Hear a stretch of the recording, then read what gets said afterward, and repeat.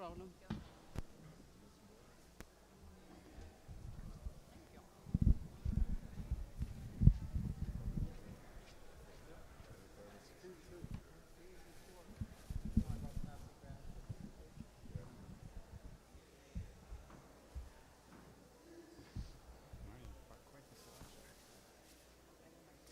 Oh, okay.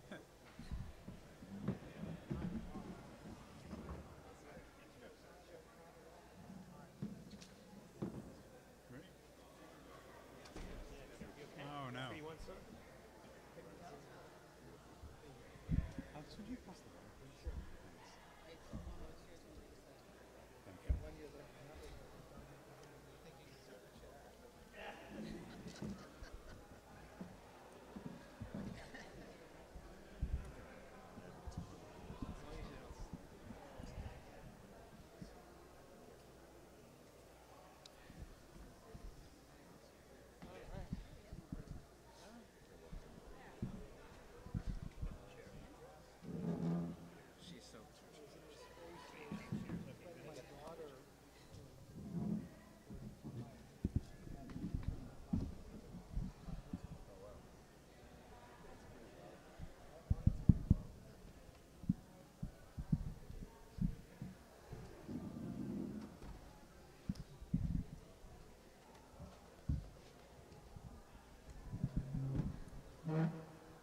Good to go? Okay, great. I think we're going to get started. Thank you. I'd like to welcome you to this public hearing of the New York City Rent Guidelines Board, and thank you all for attending. This is the last of 4 public hearings to consider comments concerning proposed rent adjustments for leases for apartments, lofts, hotels, and other housing units subject to the Rent Stabilization Law of 1969 and the Emergency Tenant Protection Act of 1974. These adjustments will affect leases commencing between October 1st, 2024 and September 30th, 2025. I will now take roll call. Please respond if present. Doug Apple? Present. Hennessis Aquino? Present. Christina DeRose? Robert Ehrlich? Present. Arpit Gupta? Alex Schwartz? Present. Christina Smith? Present. Adon Soltran? Nestor Davidson? I'm present. Let the record show that we have a quorum. Anyone who wants to comment on the proposed guidelines at this public hearing must sign up to speak. The registration desk is open from 5 p.m. to 8 p.m. today. We also accept comments on the proposed guidelines outside of our public hearings. You can submit written, audio, and video comments for the board to review through today, June 11th. Instructions on how to submit your comments will be available on the board's website at nyc.gov/, can you hear? Okay. Can you, okay, I'm sorry about that. No, I appreciate it. We're going to get some sound. I will speak as loudly as I can. Okay. My students tell me I'm very loud. Okay, on the board's website at nyc.gov/RGB, by email at ask@rgb.nyc.gov, or by calling the RGB at 212-669-7480. Our final vote on the guidelines will take place on Monday, June 17th, starting at 7 p.m. at Assembly Hall at Hunter College, East 69th Street, between Park Avenue and Lexington Avenues. The doors will be open at 6 p.m., and we encourage you to arrive early to avoid delays and help speed the entry of all members of the public. If you are unable to attend in person, you may watch the vote live by streaming it on the RGB's YouTube video channel. To find out how, again, visit the RGB website, nyc.gov/RGB, at 212-669-7480 between 9 a.m. and 5 p.m. Before we proceed, I would like to go over the rules and procedures for those who are testifying before the board. If you wish to speak, you must confirm with RGB staff at the registration table located near the entrance of the hall. Speakers will not be called on if you have not checked in at the registration table. There are Spanish interpreters here today, And when registering to speak, please notify the staff if you would like an interpreter. I will try to call several names in advance to let you know you will be soon called on to speak. I will attempt to alternate speakers between tenants and owners, but this may not always be possible. In order to accommodate as many speakers as possible, each speaker will have 2 minutes to give their testimony. An additional 2 minutes of speaking time will be given to those speakers utilizing interpretation services. To help speakers keep track of time, we have a clock. We will start the clock when you begin speaking. The clock will beep once the speaker has 30 seconds left and will continue beeping when the 2 allotted minutes are up. If you are still speaking at the end of your 2 minutes, I will ask you to quickly wrap up your testimony. We expect a number of people to testify tonight. We do want to hear from as many of you as possible in the limited time we have for this hearing. We understand that it may be difficult to say everything that you want us to hear in just 2 minutes, but please understand it is our responsibility to try to make sure that everyone who has taken the time to come here and testify has a fair opportunity to be heard. Thank you for your cooperation, and the board is looking forward to hearing your comments regarding the proposed rent adjustment guidelines. Muy buenas noches. Me gustaría darle la bienvenida a esta audiencia pública de la Junta de Normas de Alquiler de Nueva York. Esta es la última de las 4 audiencias públicas que tomarán en consideración sus comentarios sobre los ajustes de alquiler propuestos para la renovación de contratos de alquiler de apartamentos, lofts o altillos, hoteles y otras unidades de vivienda sujetos a la Ley de Estabilización de Alquileres de 1969 y la Ley de Urgencia de Protección de Inquilinos de 1974. Estos ajustes afectarán la renovación de contratos de alquiler a partir del 1 de octubre de 2024 hasta el 30 de septiembre de 2025. Ahora pasaré lista, por favor responda si está presente. Doug Apple presente, Genesis Aquino presente, Christina DeRose, Robert Ehrlich presente, Arpit Gupta, Alex Schwartz presente, Christina Smith presente, Adam Soltran y Nestor Davidson presente. Que conste en actas que hemos logrado un quórum hoy día. Todo aquel que desee comentar sobre las normas propuestas en una audiencia pública debe inscribirse para declarar. La mesa de inscripción estará abierta hoy de 5 a 8 de la noche. También recibiremos comentarios sobre las normas propuestas fuera de nuestras audiencias públicas. Puede presentar comentarios por escrito, por audio o por video a la Junta hasta el 11 de junio. Las instrucciones para presentar estos comentarios estarán disponibles en el sitio web de la Junta en ny.gov/RGB y por correo electrónico a ask@rgb.nyc.gov o al simplemente llamar a la Junta RGB al 212-669-7480. Nuestra votación final sobre las normas se llevará a cabo el lunes 17 de junio a partir de las 7 de la noche en el Assembly Hall del Hunter College en la calle 69 Este entre las avenidas Park y Lexington. Las puertas se abrirán a las 6 de la noche y les animamos a llegar temprano para evitar retrasos y ayudar a agilizar la entrada de todos los miembros del público. Si usted no puede asistir en persona, se podrá seguir la votación a través de la transmisión en directo en el canal de YouTube de la RGB. Para informarse de cómo hacer eso, visite por favor la página web del RGB, nyc.gov/RGB o nuevamente llame al RGB al 212-669-7480 entre las 9 de la mañana y las 5 de la tarde.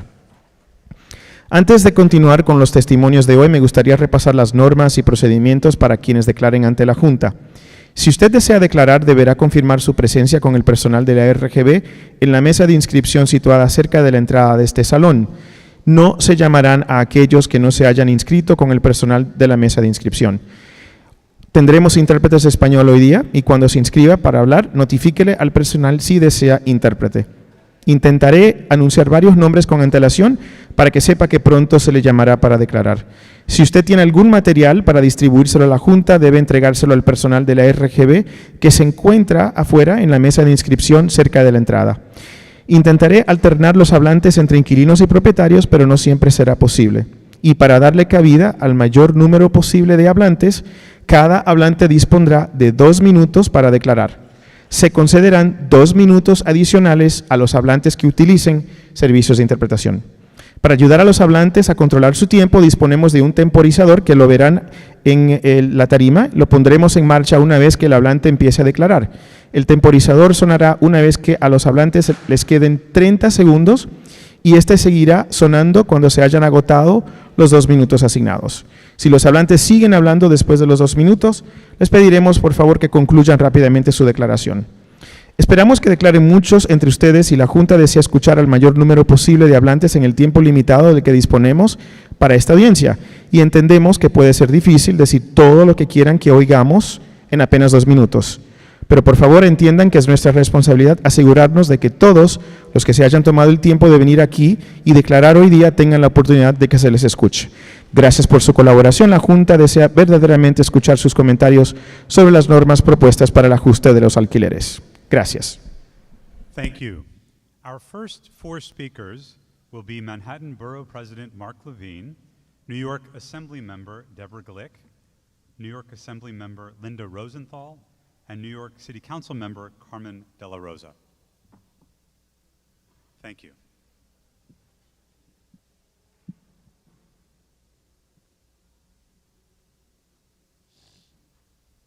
Thank you.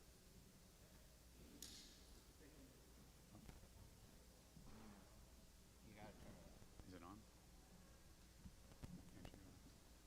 One second. Sorry about that.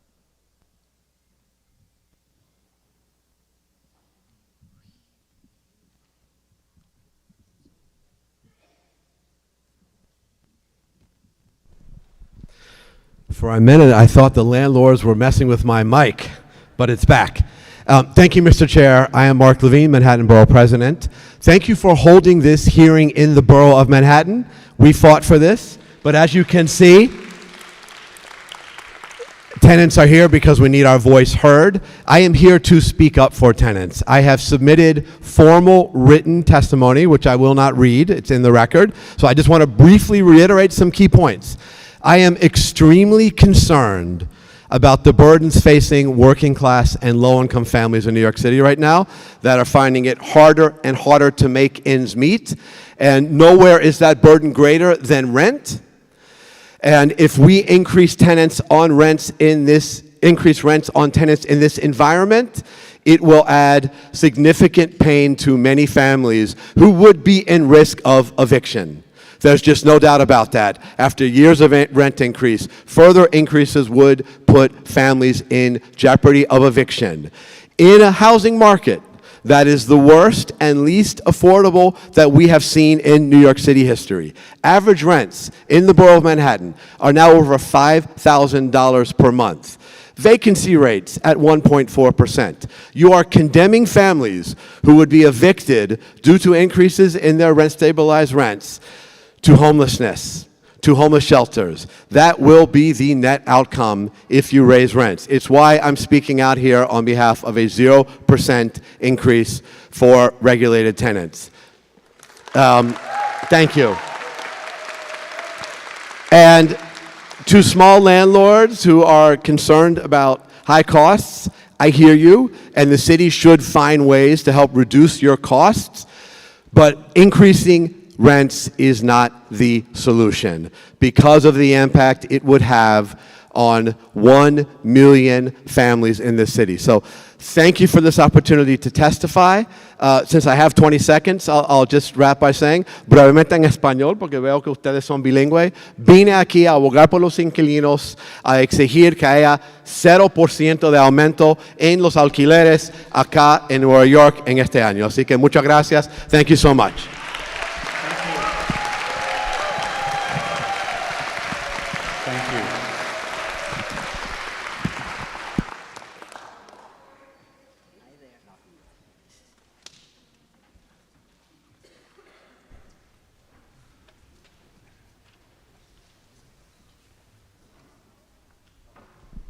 Please go ahead. Thank you. Sorry. I'm Assemblymember Deborah Glick. I represent the 66th Assembly District, which is the village east and west, Soho, NoHo, and Tribeca, and a little bit of Chelsea. And I can say that average New York renters are hurting. In 2023, 3% increase for a one-year lease, and a two-year leases were raised 2.75 for the first year, and then cumulative, that increase in the second year was 3.2%. And we saw the largest loss of rent-stabilized housing in 8 years because of that. So it is incredible to me and everyone here that the recommendation for this year is a range between 2 and 4.5% for one-year leases and 4 and 6.5% for two-year leases. Median rents in Manhattan have increased 12% across the board, and the vacancy rate in rent-stabilized unit is under 1%. My district in Community Boards 1, 2, and 3, 34% of residents are rent burdened.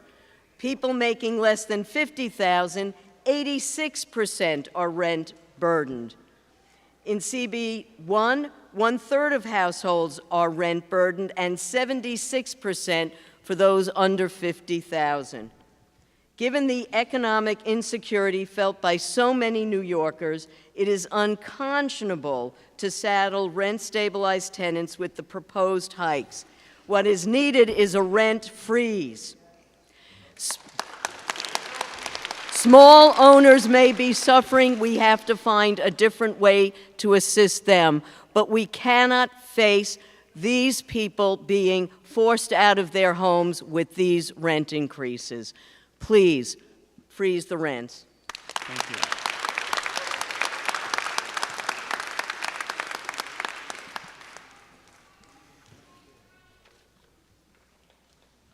Hi, I'm Assemblymember Linda Rosenthal. I represent the 67th Assembly District, and I'm also chair of the Assembly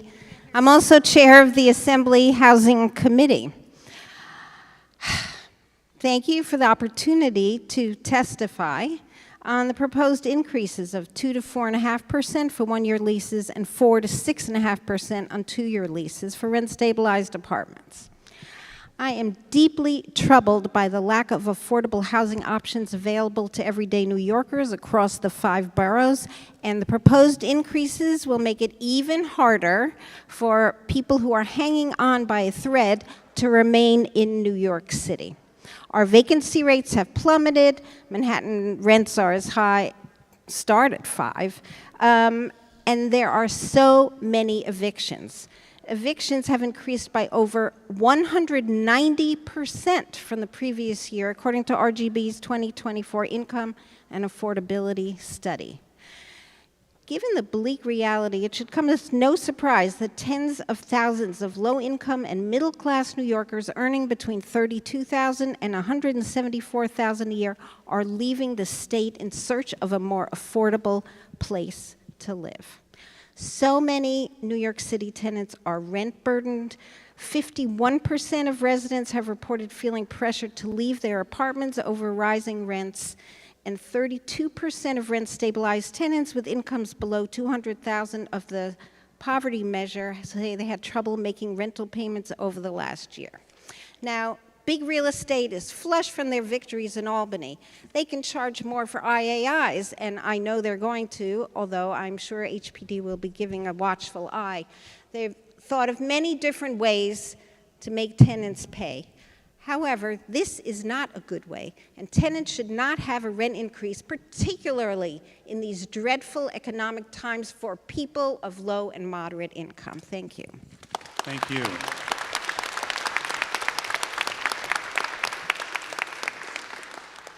Please, thank you. Good evening. I'm Councilmember Carmen De La Rosa, representing District 10 in Northern Manhattan. Thank you. We cannot say that we are a city of opportunity while continuing to increase the cost of living and stable housing, especially for those struggling to make ends meet amid the housing crisis that we are currently facing and in the wake of a global pandemic. We have heard time and time again that housing courts and eviction prevention support staff are at capacity. Following the lifting of the eviction moratorium in 2022, eviction filings went up 167%, with more than 3,000 evictions by June 2023. Our shelter system is overwhelmed. processing for housing is delayed with vacancies across city agencies, and there is insufficient available housing stock currently available to folks who desperately need it.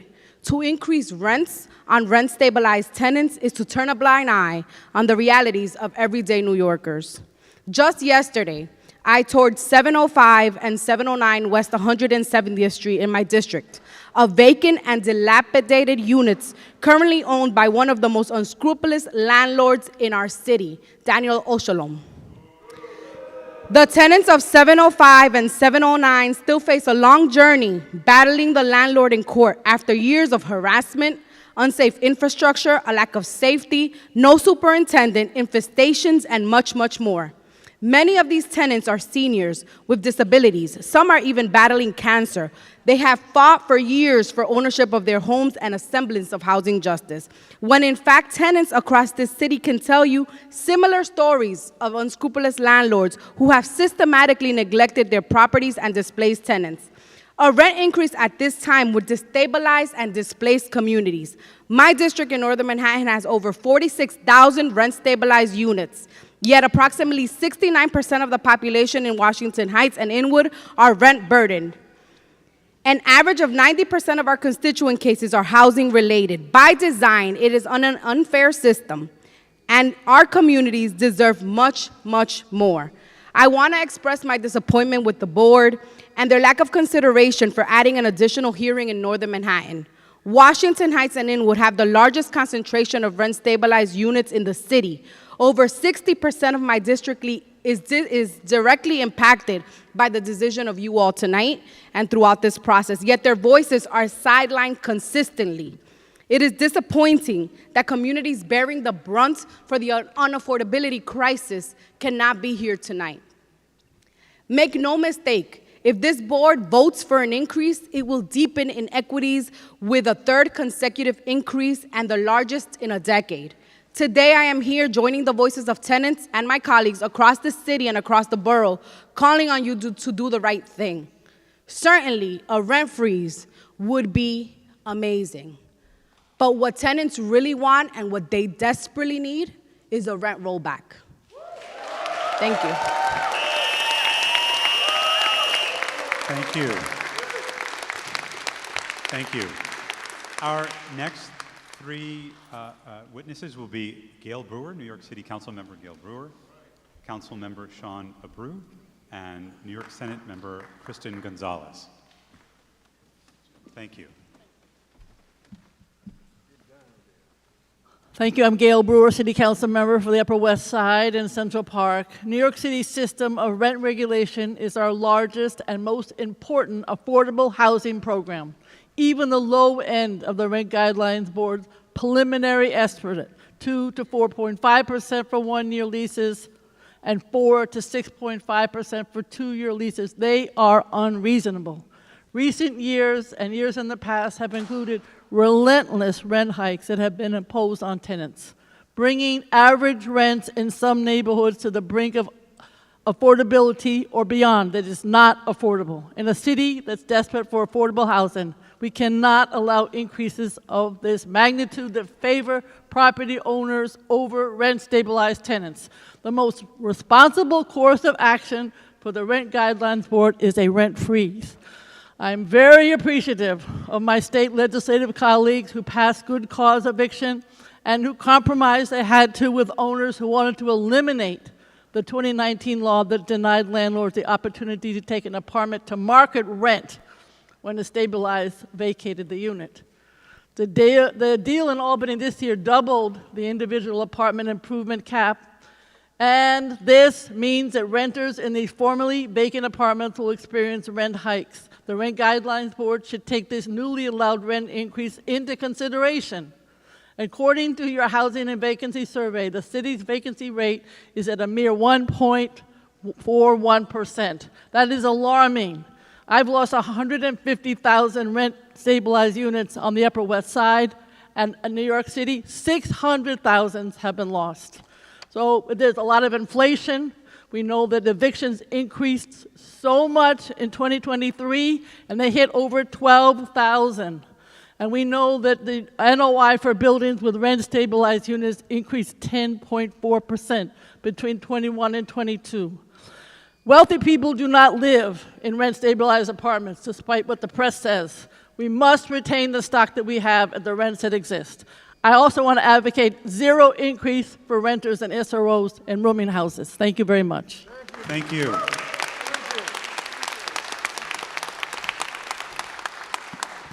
Thank you. Please. Hello, good evening. I'm Councilmember Sean Abreu. I'm a former tenant lawyer, a council member, and a survivor of eviction.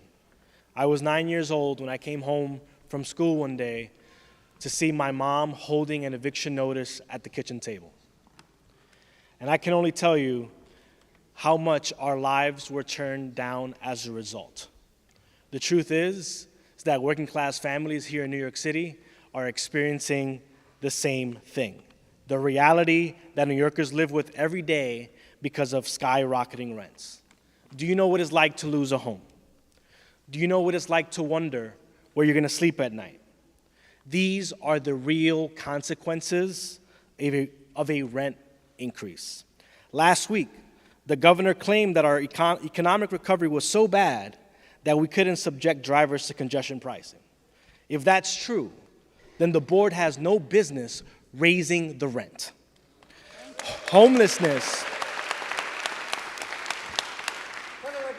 Homelessness in our city has reached the highest level since the Great Depression. The solution is not higher rents. Make no mistake, if you raise the rent, you're abandoning the people this board was designed and entrusted to protect. If you raise the rent, New Yorkers will lose their homes. Their lives will be shattered. You will not make our city safer and a more prosperous place. Please remember your obligation to the city and find the courage to do the right thing. Roll back our rent and let New Yorkers breathe. Thank you. Thank you.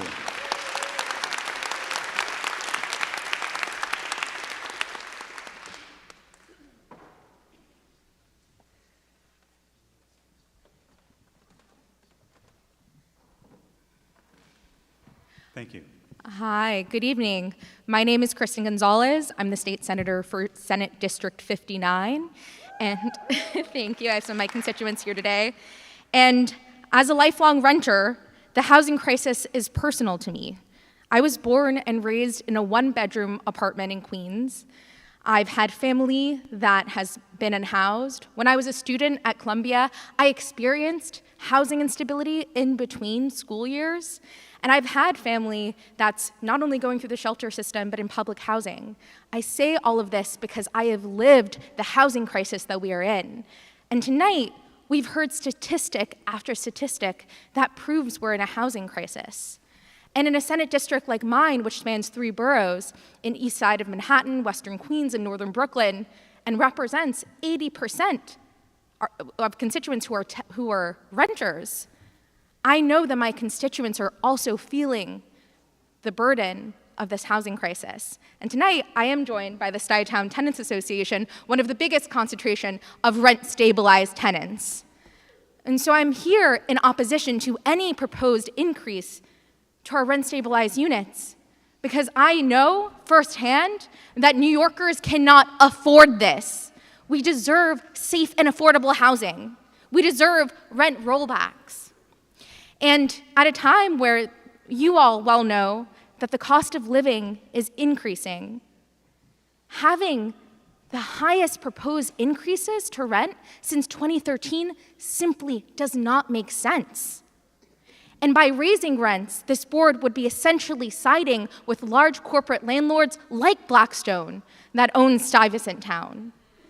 And so I urge this board to please oppose and reject the notion of increases. Do right by the New Yorkers who are in this room, do right by renters, do right by families like my own, and not only do that, but roll back our rent increases. Thank you. Thank you. Thank you. Our next 3 speakers will be Ilan Rabinovich, Eli Northrup, and Mara Rabinovich.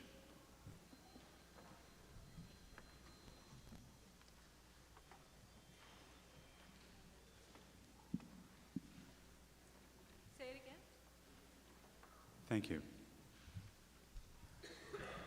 Hi, thank you for the opportunity to speak. I'm here as a small housing provider. I own a single building built in 1890, skyrocketing costs. It's majority rent stabilized, and it has a negative net operating income. That means I lose money every month, and every year when you all vote, you vote to increase it by less than what my property taxes, insurance, and other costs go up. But I'm not going to spend my 2 minutes educating you on your own data. You've already read the economic reports. I've watched your YouTube streams. You know this information is to be true.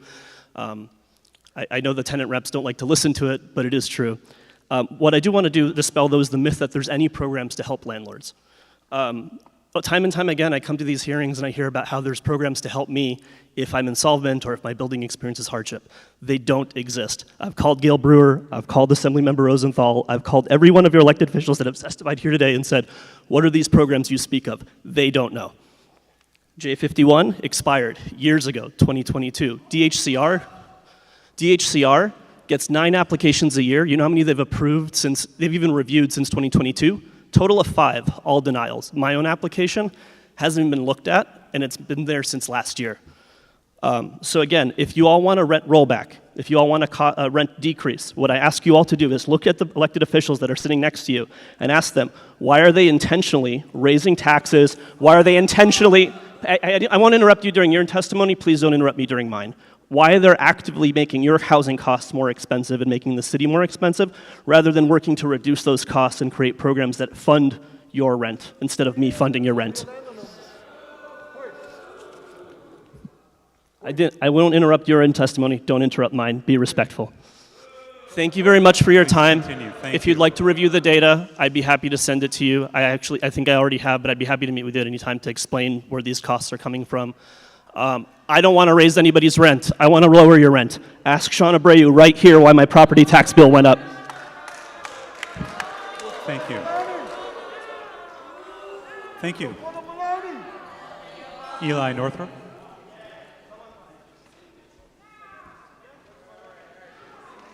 Please, thank you. Please let the speaker speak. Thank you. Good evening. My name's Eli Northrop. I am a public defender. I'm running for state assembly in the 69th Assembly District just north of here. But I'm here as a rent-stabilized tenant. And when I talk to people on the streets, which I do a lot these days, the number one issue they bring up in Morningside Heights, in the Upper West Side, and Manhattan Valley is affordability. And we are clearly in a crisis. And I'm a tenant, but I'm also a lawyer. I look at facts and logic. And as I understand the board's statutory obligation, it's to ensure that landlords do not take advantage of an ongoing housing shortage. And that's what we have right now, a vacancy rate citywide of just 1.4%. 2 in 5 rent-stabilized tenants pay more than 30% of their income for rent, and that includes me. 1 in 4 tenants pay over half of their income in rent. And homelessness is at unprecedented levels. The eviction rate is skyrocketing, and that doesn't even take into account people who leave because they leave before being evicted. And yet, according to your own staff reports, buildings which report operating losses have declined from a high in 1990 of 13.9% to 9.8% today. You have solid information indicating that 90% of rent-stabilized buildings are not in any kind of distress, and that on average, landlords' net operating incomes have grown by nearly 48.4% since 1990, after adjusting for inflation. So the vast majority of owners are doing well. Now, I recognize that you've heard credible concerns from certain small sector of owners, particularly with buildings with high proportions of low-income tenants, but I submit to you that this stress stems from economic factors outside of your control. From poverty, unemployment, declining incomes, a highly disruptive pandemic, and not by any shortfall in this board's actions. It does not make sense to raise rents on all tenants because of 10% of owners. Now, I've heard that freezing rents appears to some to be too radical, that the proposals issued by the board on April 30th appeal to continuity and moderation. In fact, raising rents should be seen as the radical action. Look around. Thank you. Look at the crisis that's happening and do the right thing. Thank you. Thank you. Thank you.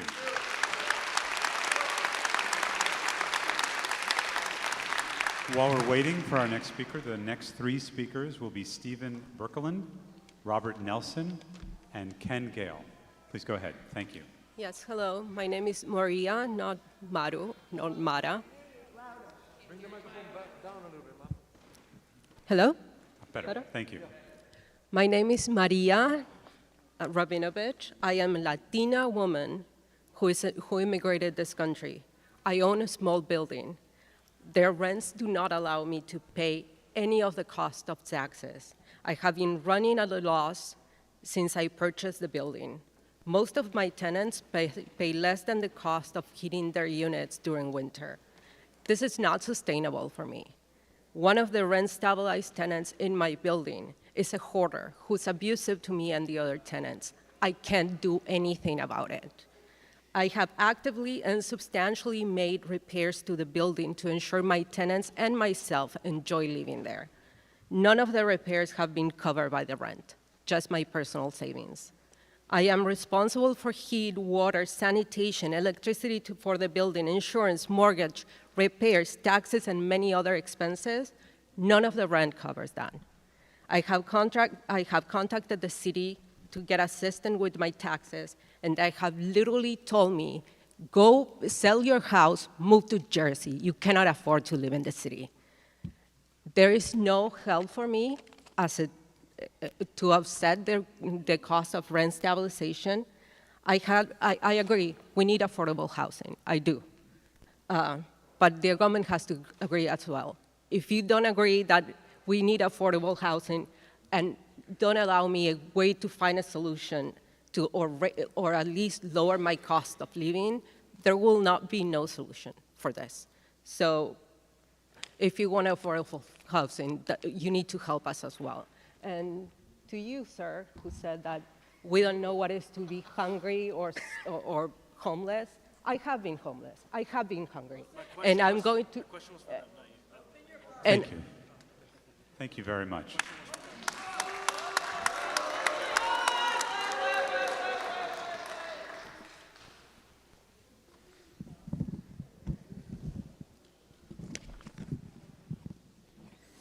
Good evening. Thank you. Go ahead. Members of the board, distinguished guests, and fellow New Yorkers, thank you for this opportunity to speak with you and offer my story. My name is Stephen Berkeland, and I'm a New Yorker.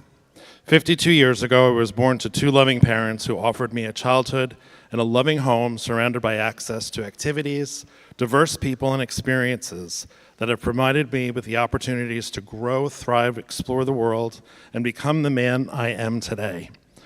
I am an employee of the City of New York, supporting our city's most vulnerable children and their families in one of the most poverty-stricken neighborhoods in the country.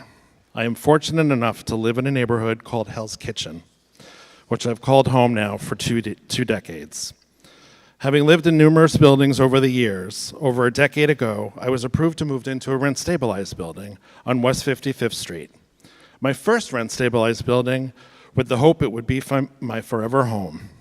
In recent years, I have escalated and requested assistance with the following: the presence of reoccurring black mold in my ceilings, water damage due to flooding in an apartment above me due to elective construction, deteriorating kitchen pipes causing leaks, peeling kitchen cabinets creating an opportunity for mold to grow in exposed and unexposed areas, loose and damaged countertops and backsplash remedied by mismatched caulk, broken appliances.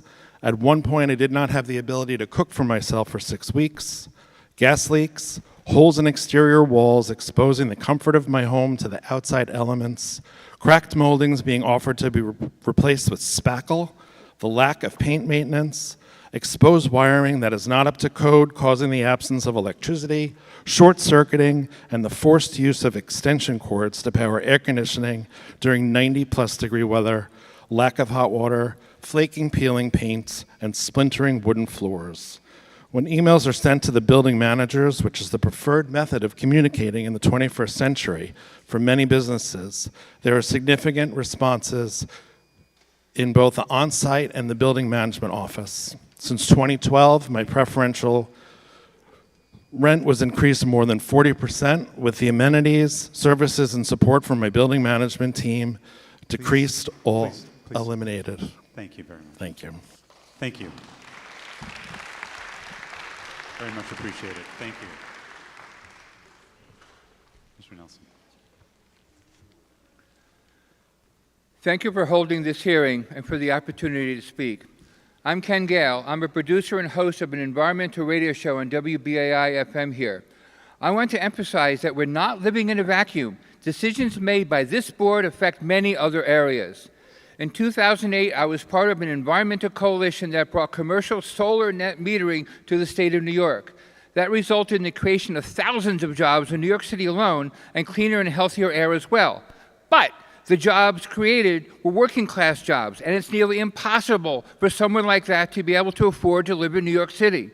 They're not making the $80,000 rent threshold for what little so-called affordable housing there is. Jobs were not filled. When Superstorm Sandy hit New York City and did all that damage, thousands of people came from all over the U.S. to offer their skills and get jobs. But again, those are working class jobs. Most of them couldn't afford to live here, but could afford to live in New Jersey and Long Island, and those areas recovered from Sandy much faster than New York City did. They had the skilled labor, we didn't. Our rents are slowing down our ability to meet the lowering of our greenhouse gas emissions, a bill number 378 that was passed unanimously in the New York City Council in 2014.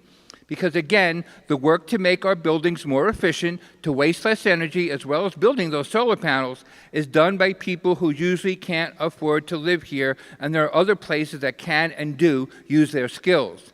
And that's a shame for them, their family, and the rest of us, because we need those people and the jobs they do. The mayor has talked about making New York City another Silicon Valley, but the tech people who would fill those jobs can't afford to live here, or barely can, so they don't move here and fill those jobs. When only the wealthy can live here, you end up with people who don't work here and don't spend their money here. Loss of jobs and places for working families to live affects the entire economy of the city. Students are in the same situation. And if you think the outer boroughs are a solution, let me remind you of what happens to the subways when there's a severe nor'easter or a hurricane. They shut down. People who are forced out of Manhattan cannot get to work, and the economy of the city suffers a severe blow. Climate chaos is creating more winter and summer storms, and they're more severe, and keeping working class people from affording to live here hurts our ability to recover from those storms. Thank you. We have a number of speakers. Thank you very much. Thank you.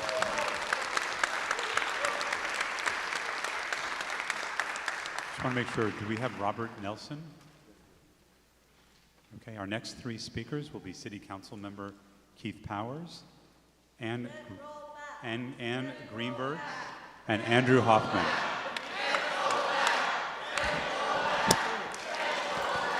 Thank you. Thank you. Thank you. Nice to see everyone tonight. Before I start, I just want to recognize all my constituents who are here today from Stuyvesant Town, who are you'll be hearing from in a short few moments. I also am a resident of Stuyvesant Town, and I've been a lifelong resident of Stuyvesant Town, and I'm here to stand with my tenants here today. And I want to start, I do want to thank the Rent Guidelines Board. We had asked, alongside my colleagues, Sean Abreu, Carmen De La Rosa, and other Manhattan Council members, to hold this hearing in Manhattan, which had not been was not previously scheduled. And we would ask in every year for there to make sure there was a Manhattan hearing, because you can see the tenants from Manhattan who want to be here and hear their voice. But I do want to thank you guys and the chair for granting that. City Councilmember Keith Powers, representing the 4th Council District, which represents Stuyvesant Town and Peter Cooper Village on 14th Street all the way up to 93rd Street. And if you look at my district, you'll see vastly different populations, but all folks who are desperate need for more affordable housing and to maintain affordability for existing tenants. I want to start by saying the obvious. The proposed increases put out by the Rent Guidelines Board, particularly the 6.5% proposed increase for 2-year leases, goes way beyond what is reasonable to ask tenants to pay at any particular time, especially right now. Whether you are a senior citizen on a fixed income or a young family trying to hold on to the dream of living in New York City, these proposed rent increases create real economic challenges for tenants in the 5 boroughs. and after subsequent years of increases to tenants' rents, I'm asking once again to take a stand for the tenants that are in this room and do not raise their rents in this coming year. And that is a 0% increase for 1 and 2 year leases both. As the board highlights, I only have 18 seconds, so I'll say as the board highlights, affordability is a struggle right now for tenants. We have our shelter population up, non-filings in housing court up, and we have residential evictions up, skyrocketing. This is the wrong time to be asking tenants to pay more after years and years of increases. We are going to ask once again, I know people are here for a rollback, I support that too, but the minimum we are asking, do not raise rents for tenants in Manhattan or anywhere in New York City at this point. We cannot afford it. So thank you to the board for giving me time.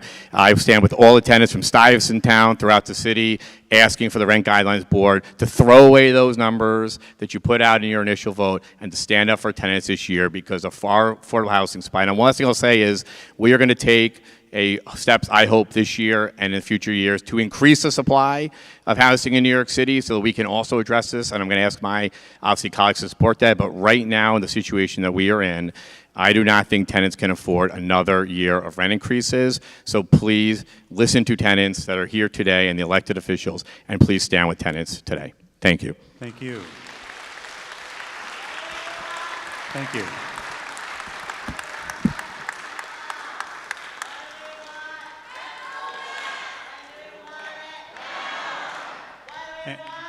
Thank you.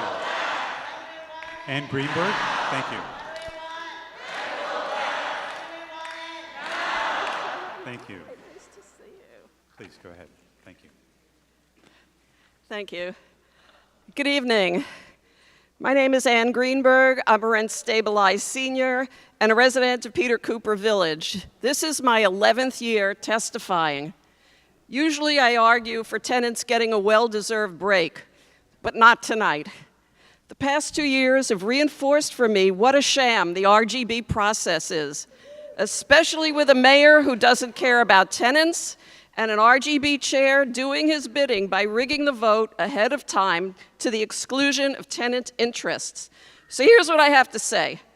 The vacancy rate is 1.4%. The RGB doesn't care.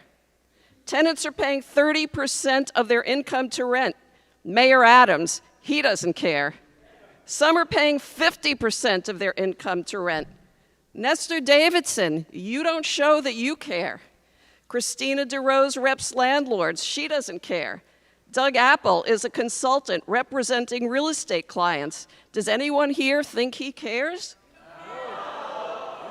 Alex Schwartz teaches housing policy, yet votes against tenants. I guess he just pretends to care. Arpit Gupta is a, quote, little skeptical of rent control, end quote. He uses large data sets to understand default dynamics in real estate.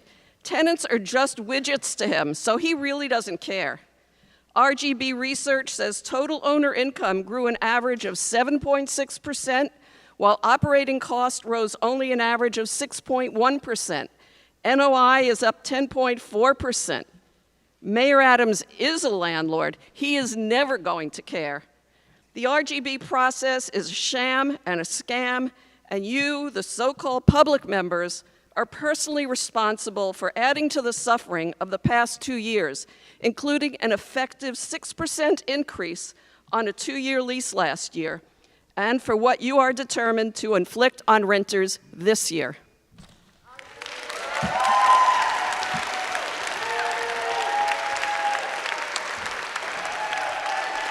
While we're waiting for Mr. Hoffman, our next 3 speakers will be Pablo Zavalos, Tom Owner, and Susan Steinberg.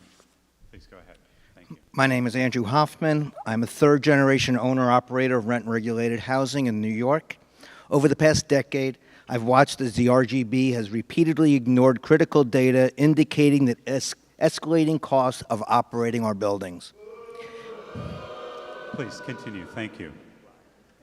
To begin with, property taxes have more than doubled. While elected officials continue to impose significant tax burden on our rent-stabilized buildings, especially with low rents, and then they offer massive tax breaks to new developments. This sets off an unjust system where older buildings carry the tax load without adequate compensation. Insurance costs have surged the past years with 20% increases in the past 3 years alone, particularly in buildings housing tenants with vouchers. This increase is both unsustainable and unconscionable. Con Ed has dramatically increased our costs for natural gas and electricity. Much of my buildings have experienced $20,000 annual increases. This rise, along with the Water Board's 8.5% in water and sewer costs this year, with further hikes planned over the next 5 years, creates a crushing financial burden. The 2024 research... Please let the speaker speak. Thank you. Please continue. Please continue. Thank you. We can hear you.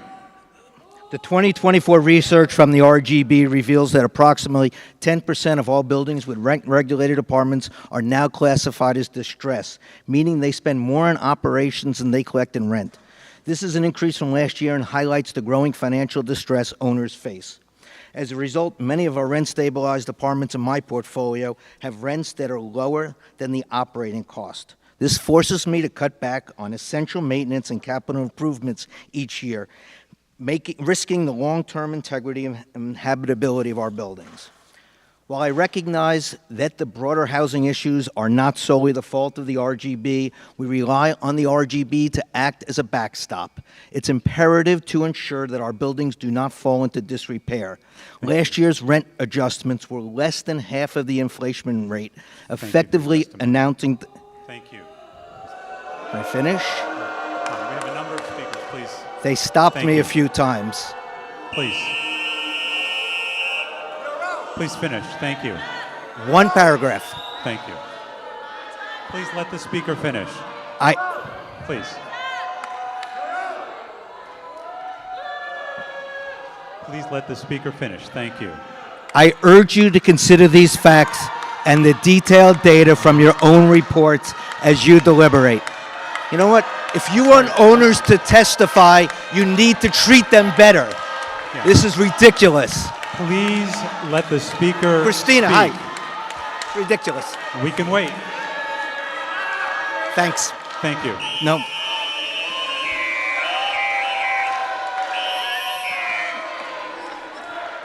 One moment before you speak. One moment. I just want to remind everyone that I want you to be respectful of other speakers. We want to hear from everyone tonight. We have a number of speakers signed up, and I really urge you, when people speak, to allow speakers to speak. Damas y caballeros, les queremos recordar... Please let the translator speak. Thank you. Damas y caballeros, les queremos recordar que hay muchas personas que se han asignado esta noche para declarar. Por favor, concedémosle el tiempo a ellos para que puedan hacer su declaración. Muchísimas gracias. Thank you. Mr. Zavalos, thank you.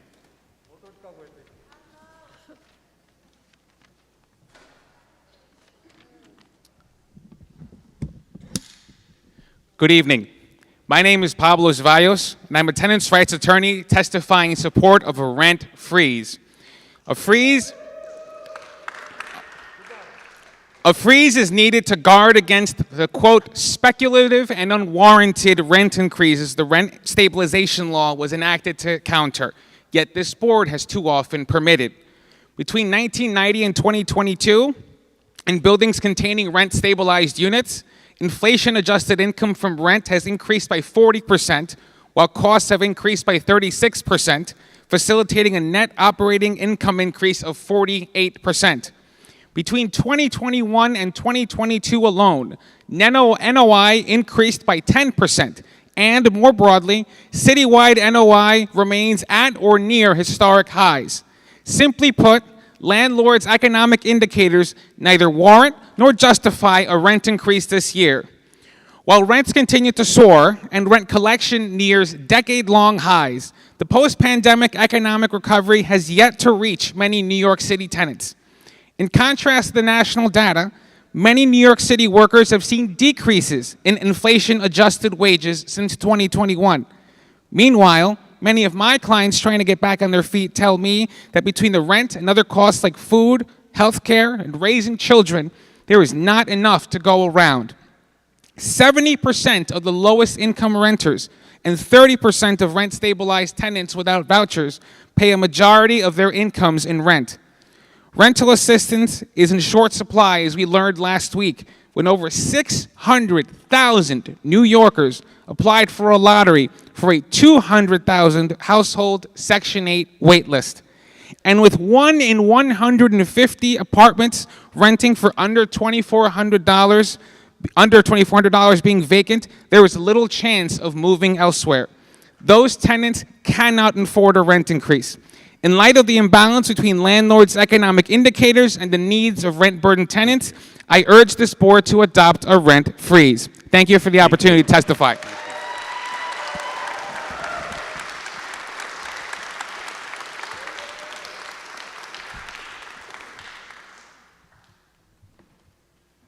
Hi, guys. Look, the simple facts. 2 plus 2 is 4. No matter what people complain about, the basic cost for the apartment does not change. It's that simple.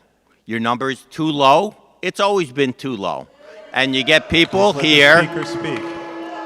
You get people here who turn around and are paying less than the minimum rent and then complaining about people making money. Okay? This is... Please let the speaker speak. Okay? Now, I wonder what these attorneys who have a rent-stabilized apartment, what are they paying? Okay? What are they paying? Okay? How many of these people in 35 years of owning a building, you know my number one reason for evicting tenants? Because they don't bother working. My tenant, 7 years, she does not work. Okay? She does not work. The previous tenant that I had to push out, again, she didn't bother working. She wanted to go out with her boyfriend constantly, and they didn't do it. Fuck you. Okay, we're going to need a little bit. All right. Okay, we need a little respect in here. Now, this is a public hearing. We need... He should not continue testifying. He should stop testifying. All right, we are not going to have that kind of language in this hearing. now, I can't even hear you over the noise. I can hear you. Okay, now, Please this is what is happening. This is what's happening. Let the speaker finish. Now, please let the speaker finish, please. We can all right, hear you. my other tenant that I finally asked to leave, again, she didn't bother working for almost a year. All right, this is what the problem is. It's not that the rent is too high, they're not working. And then they go to the legal aid to just muck up the evictions. Since last week, my costs have now gone up because, again, my tenant got another adjournment. She got another adjournment for another 3 months not to pay the rent. Thank you. All right? Thank you. Thank you. Please, please, please, please.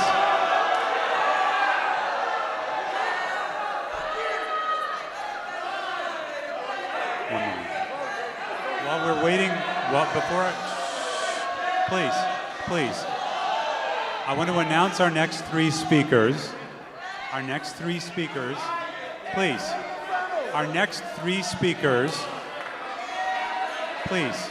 Our next 3 speakers will be New York Assembly Member Harvey Epstein, Ann Korchak, and Marcelo Lopez. Please go ahead. If we could be able to hear the speaker, I'd appreciate it. Please. We want to be able to hear the speaker. Okay. Yes. Ms. Steinberg, please. Thank you. I'm Susan Steinberg. I'm Susan Steinberg, and I'm president of the Stuyvesant Town Peter Cooper Village Tenants Association, representing 30,000 tenants in 110 buildings. For decades, I have been coming every year to the Rent Guidelines Board to testify way before any of you. And I've tried a number of approaches. I talk about how the rent-regulated apartments in Stuyvesant Town and Peter Cooper Village have skyrocketed in rents to market rate, how inflation is impacting our tenants, about the historic double-digit RGB increases during some of the worst recession and what have you. And we now have, 1,000 residents in our community who can't even afford air conditioning in a world that's becoming hotter and hotter. But you know what? No matter what I say, it doesn't work, and I've come to the conclusion that it's useless. When what the board represents to our tenants and our community is theater of the absurd. And you know what the characteristic of theater of the absurd is? It portrays people living in an incomprehensible world, and that's what we are living in. Rent stabilization is supposed to balance landlord and tenant needs.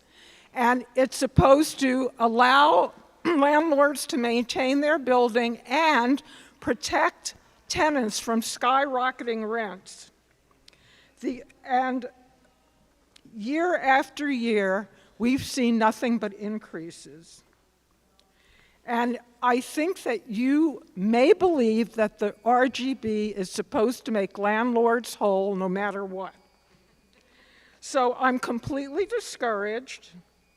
The system is unfair, and I have nothing to say except I don't think you're doing your job. Thank you.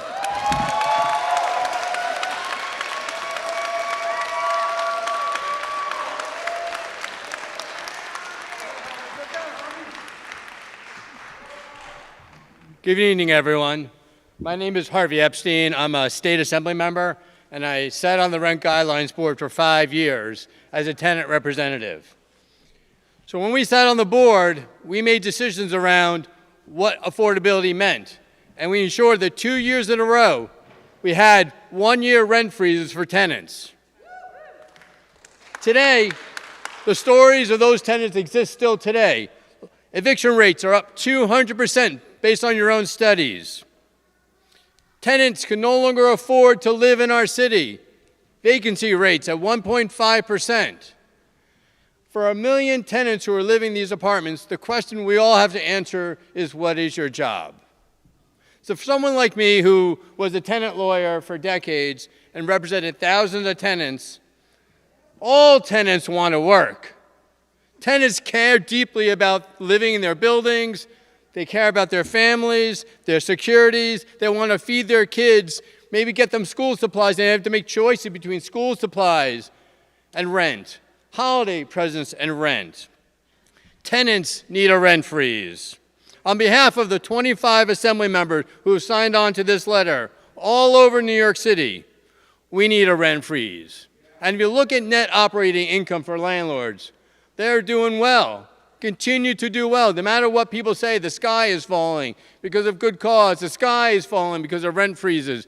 Year after year after year after year, landlords continue to do fine and tenants continue to fall into poverty. The question you have to answer is, what is our decision today? What are our choices today? We need you to answer with the facts, the reality of the facts. The tenants need a rent freeze today. Thank you. Thank you.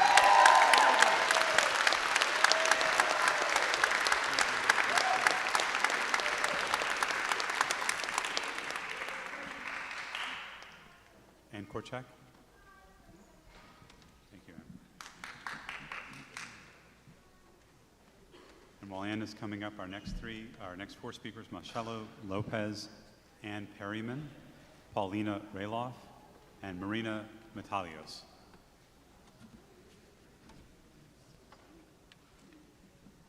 Thank you. Thank you. My name is Ann Korchak. My family owns 2 small buildings here on the Upper West Side. They were purchased in 1941 and 1965. Oops. We are committed, responsible operators, the kind of owners this board should want to keep in the market. We, along with many other small building owners, are housing thousands and thousands of New Yorkers and supporting the city's budget through our tax dollars. I've been speaking at these public hearings for over a decade, and it doesn't get any easier. You know, what I've seen here tonight is quite intimidating. It's really hard to come up here. But it's important that you be able to hear from multiple voices. During COVID, our rent roll took a tremendous hit, and it took 4 years for us to recover from that. And all that time, our expenses were accelerating at an alarming rate. When COVID hit, our property taxes were $78,000, and now they're $102,000. Please continue. We can hear you. Thank you. Please I'm let not the leaving. speaker- I'm please not. let the I'm not speaker moving finish. from Thank this you. spot until I get to say every word that I want. Please let the speaker please let the speaker finish. We will wait. Please be respectful and let the speaker finish. Thank you. Continue. Thank you. I appreciate that. Please let her finish. Thank you. In 2020, our insurance was $13. I'm not leaving. I'm not going to leave this spot until I get a chance to speak. I gave everybody else here consideration. Please let the speaker finish. Should I call the police? Please let the speaker finish. We will wait. We'll wait. Is there an elected official here who will stand up for me? Will one of you speak up for me and let me speak? Please let us hear your testimony. Thank you. Please. We're going to wait. Thank you. I spent $20,000 in legal fees this year to deal with a hoarder so that we could get I can hear you. access to the building, to deal with a condition that was making everybody in the building unsafe. It cost my cost for my super has doubled since the pandemic began. His costs went up, his labor and insurance, so my costs go up. And that's the point I wish to make here today. Please let the speaker finish. Please let the speaker finish. We're going to wait, please. Thank you. These buildings are not in a vacuum. All right, we have a number of speakers tonight, and if we cannot hear from everyone who has signed up to speak, we will not be able to hear from everyone who has signed up.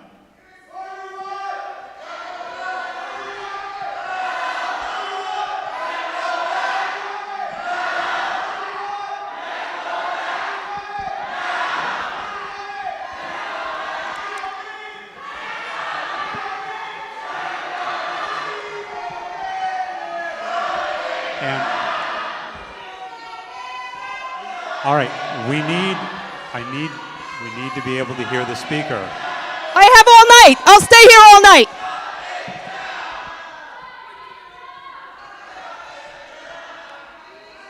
We'll wait. Thank you. Thank you. Please complete your testimony. Thank you. So as I was trying to say, that these buildings do not operate in a vacuum. Again, I implore you, we need to be able to hear the speakers who have signed up to speak. This is a public hearing, and we need to be able to hear our speakers.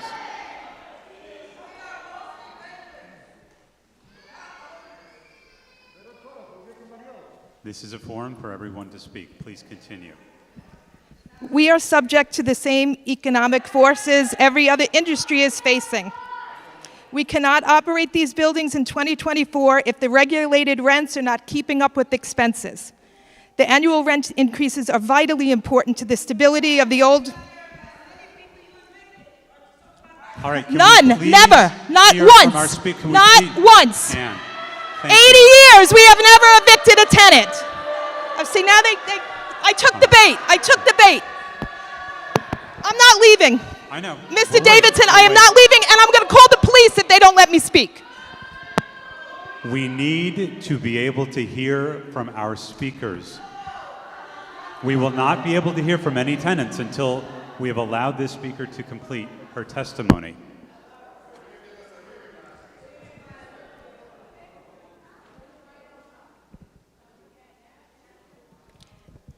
Thank you.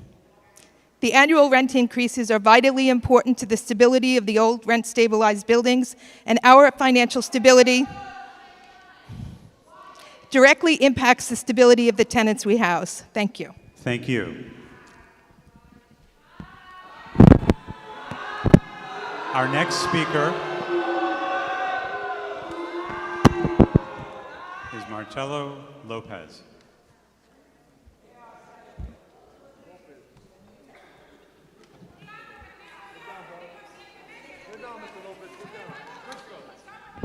Good evening. I'll wait.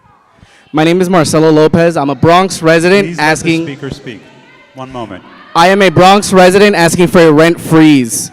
There have been lots of presented lots of data that justifies that freeze, but let's talk about actions. This year, the legislature passed IAI increases and laws against insurance discrimination that landlords were complaining about. You have already been told of all the programs that exist for landlords to unlock their doors and up their rents and during this whole cycle of hearing, and yet nothing was implemented to help renters pay rent. Last year, the lobbying group CHIP NYC went almost bankrupt trying to eliminate rent stabilization entirely. At a Queens hearing, there was a landlord who said if they can recover more profits from burning their buildings than rent, they would do so. Compare that to the people here who are asking, at worst, for a minor reduction in what their rents are. And as you've seen from the landlords who have spoken here today, their biggest fear, as many of them have clearly articulated, is to become a renter. Think about that. Their biggest fear is the subjugation of us to what they do. And it was owner representative Christina Smith who said of us last year that beggars can't be choosers when referring to tenants who have to be subjugated to the corporate landlords. We are not beggars, we are not numbers on an insurance claim, and not any other abstract concept. We are human beings who are paying our rent and deserve to have decent housing fit for the shelter of human beings. How do you expect us to be on the receiving end of this type of disgusting treatment and believe you when you say that you have to raise the rent? How do you justify saving 2 or 3 little landlords from what they call their hard-earned investments by drowning the rest of us in poverty? At the Bronx meeting this year, an owner said that the only renters who do not pay rent are those who do not want to, and that is the imbalance of power at play. There is almost an infinite price that any of us would pay to not be homeless. But in a just society, government exists to stop extortion of the vulnerable, and that is your job. I encourage you to enact a rent freeze, or instead you will force a rent strike as this unaffordability crisis worsens. Thank you to the people who are here.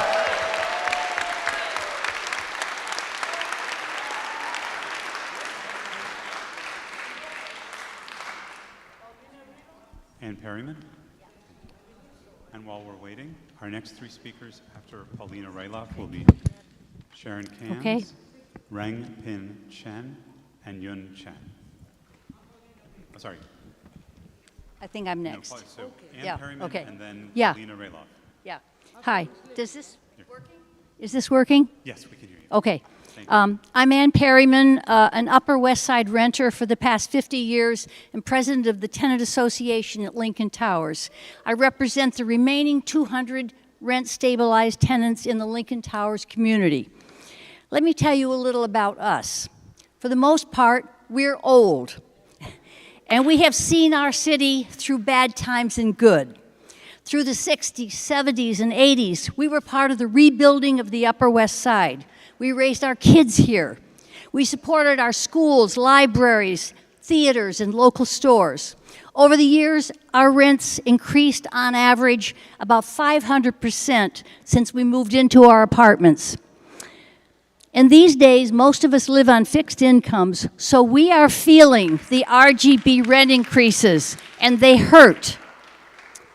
We are fully aware of an extremely critical problem in New York City, the lack of affordable housing for all but the very wealthy among us.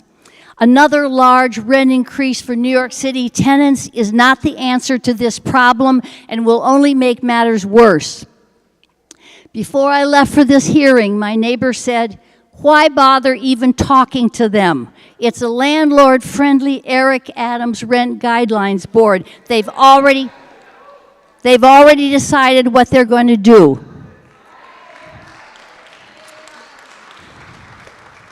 I hope that's not true. You have the data. Since the 2019 rent laws were passed, the real estate industry has spent almost $14 million lobbying state legislators to water down that legislation. Landlords' net operating incomes are up more than 10% from last year, and the distress landlords are claiming has more to do with over-leveraging and the inability of many tenants to pay already high rents. So I'll just say, surprise us. Do something for the rent-stabilized tenants who have contributed so much to this city. Vote for a 0% increase. Better yet, give us a rent rollback. Thank you. Thank you.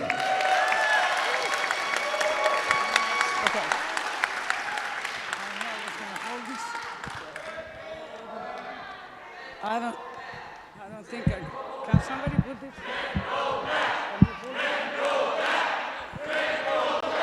Hello? Yes, please.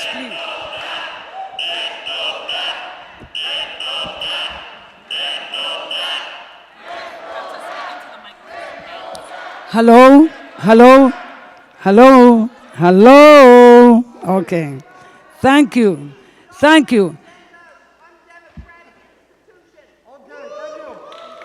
Okay, I'm going to try to be my 2 minutes. So, first of all, I want to say thank you to the representatives of New York City Rent Guidelines hearing for giving me this opportunity to express my concerns regarding rent stabilization. Forget my accent, please. I am Ms. Paula Tejera, tenant of a rent-stabilized apartment on the Upper West Side. I have a nice apartment a few steps from Central Park at the cutting edge of Harlem and surrounded by Harlem Renaissance and Manhattan Avenue. I have witnessed and endured years of scarce maintenance of the streets, the trash, and the buildings, years of broken elevators, strident 5-minute alarms, and sometimes shootings. I have lived in Manhattan for 65 years and have known the cost of living and how it has changed over the time period in contrast with the stagnation of income. Landlords are claiming that they are losing money as a result of stabilized rent. I believe this is to be false. Landlords are not losing money. They are losing the opportunity of making more. You can't claim you're losing money when you start with one building and you end up with over a dozen. If the argument is that the cost of maintenance is too high to allow for renters like myself, I can say firsthand that the maintenance of these buildings is subpar in comparison to New York City standards. If income seems to be the problem, why are there so many vacant apartments?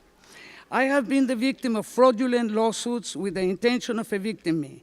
If it is true that presently I pay less than everybody else, it is also true that I have invested many years. If I were to total my payments in and out of pockets, maintenance, and rent from the beginning, I would have covered the mortgage of the building already.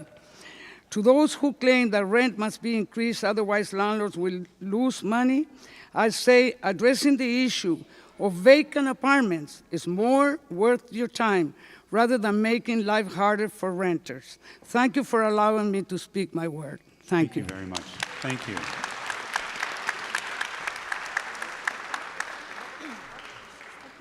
Sharon Cans.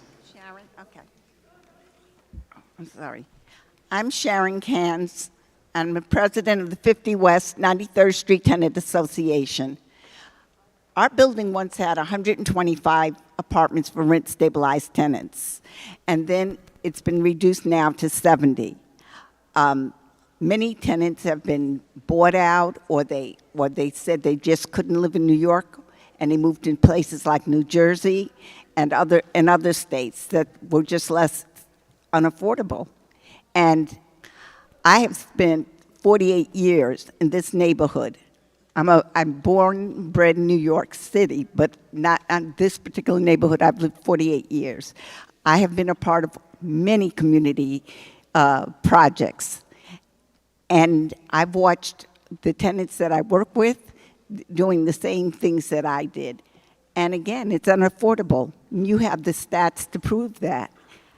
I'm requesting that you really consider, do you really want people who have been built the community that many other people are trying to get into? Are you really ready to throw us out? Thank you. Thank you.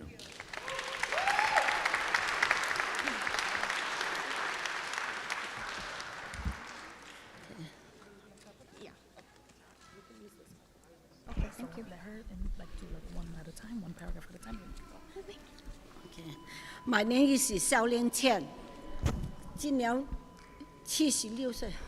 近点。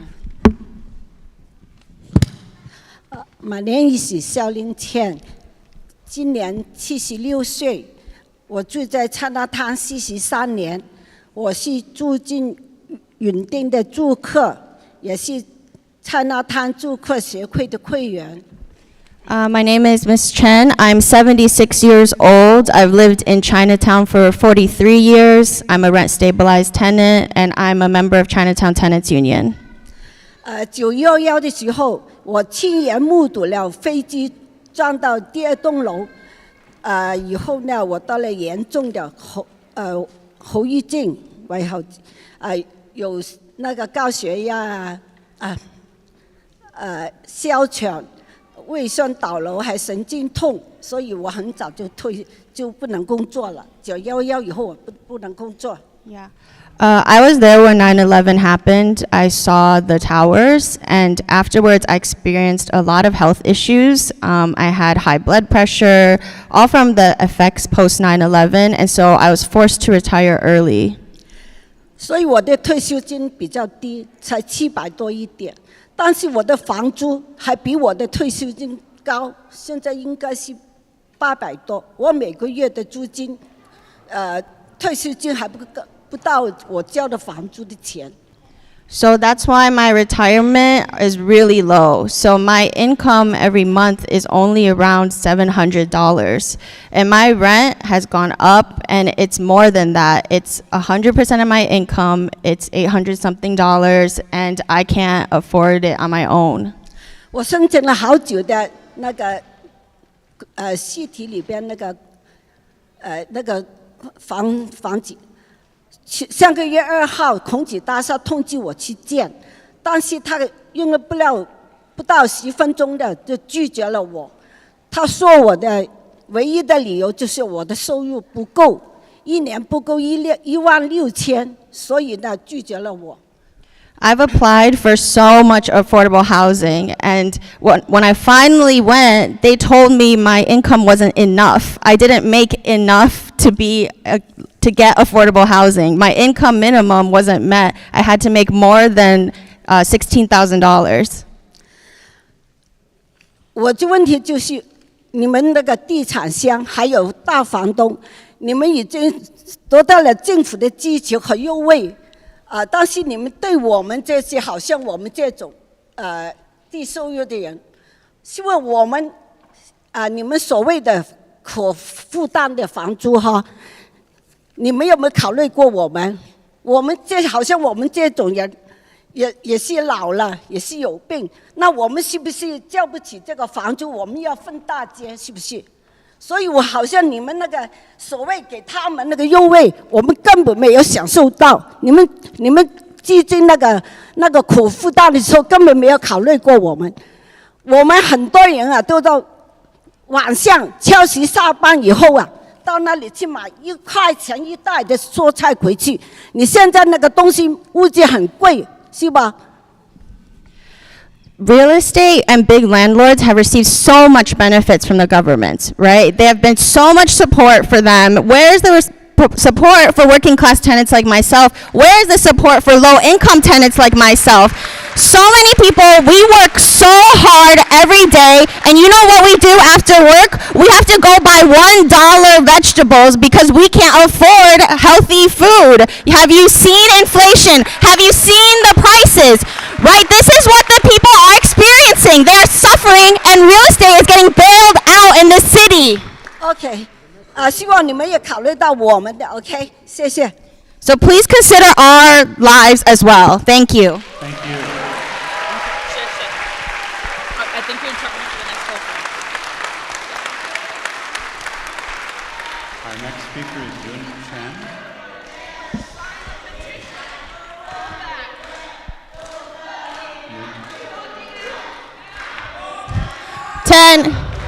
Real estate is killing New York. Real estate is killing New York. Real estate is killing New York. Real estate is killing New York. Real estate is killing New York. Real estate is killing. Hold on.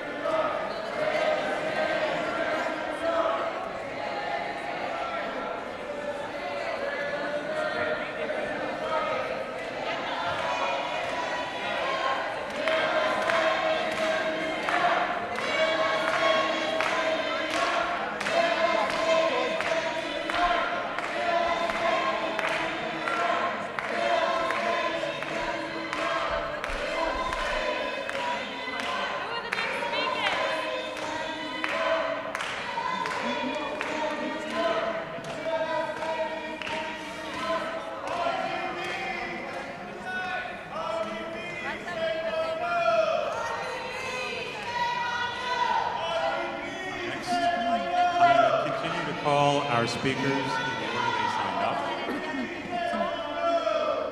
Yun Chen. Is Yun Chen still here? Liang Min Chu. I'm still here to talk. Okay, Sam LaFrance. Oh, okay. Sam LaFrance.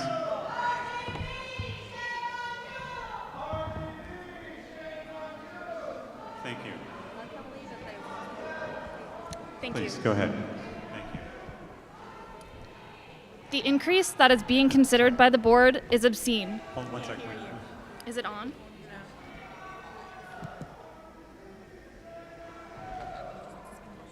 Okay. What about now? Okay. The increase that is being considered by the board is obscene. I think I speak for most tenants when I say that despite working my ass off this year, I did not receive a 6.5% raise from my employer. After years of living in unmaintained buildings with unresponsive landlords, fearful each year that I would be pushed out by a rent hike, I finally feel a sense of security in my stabilized unit. But I am offended by the idea that landlords need more of my paycheck, which is worth less and less each day. What tenants are asking for in a rollback is not radical, but simply recognition that the city is becoming more and more difficult to afford for the people who actually do the work to keep the lights on. I urge you to reject the exorbitant hike that has been proposed and to protect tenants from vampiric greed. Thank you. Thank you. Our next three speakers would be Marina Metalios, Kenton Nago, and Eugenie Dubham. Our next three after that would be Stephen Durham, Jenny Laurie, and Kenny Schaefer. Sorry. Hello, my name is Kenton Nago. I am a Woodside resident of Woodside, Queens. I'm here today because for the first time in my life, having secured a rent-stabilized apartment, I no longer fear an annual 10, 12, 15% rent increase, which I have personally faced most years of my working life. So the system that you are here as guardians of is something that I'm grateful to have. It's something that separates the city of New York from other cities where there's no moderating force on the landlord's profits that is dedicated to the interests of the city. Your decisions here are the only thing keeping millions of New Yorkers from having to face those increases. Your decisions here are the only thing keeping the neighborhoods that make New York unique, that draw tourists from around the world, that only exists in this city alive for the next generation. So I'd like to repeat what everyone else said. I'm not going to repeat it exactly, but I would agree that a rent freeze would be the ideal outcome, or at least somewhere lower in the range that you're considering. I'll add 3 more points on top of what everyone else has said before. First, the biggest driver of inflation in the United States right now is housing costs. You are not driven by inflation. You have the chance, you're holding the keys. You have the chance to bring inflation down to benefit the whole city, right? Let's talk about maintenance costs for landlords. Where are your maintenance folks living, right? Where are the restaurant workers that you patronize, where are they living? If their rent goes up, your costs also go up. Second, I acknowledge for the landlords that there is a national insurance crisis. That is the largest component of increase in your own reports. But I beg you not to take this out on the tenants. This is a political problem that you need to solve. You don't have to take it out on the people of the city of New York. Your job here is to balance the interests of both the landlords and the city. And finally, thank you. I speak not just on my behalf, but on the lower income folks here. Please, please, please consider a lower increase or a freeze. Thank you. Thank you. Stephen Durham. Jenny Laurie, Kenny Schaefer. Our next 3 would be Max Keisling, Fern Burnell, Tim Boyd.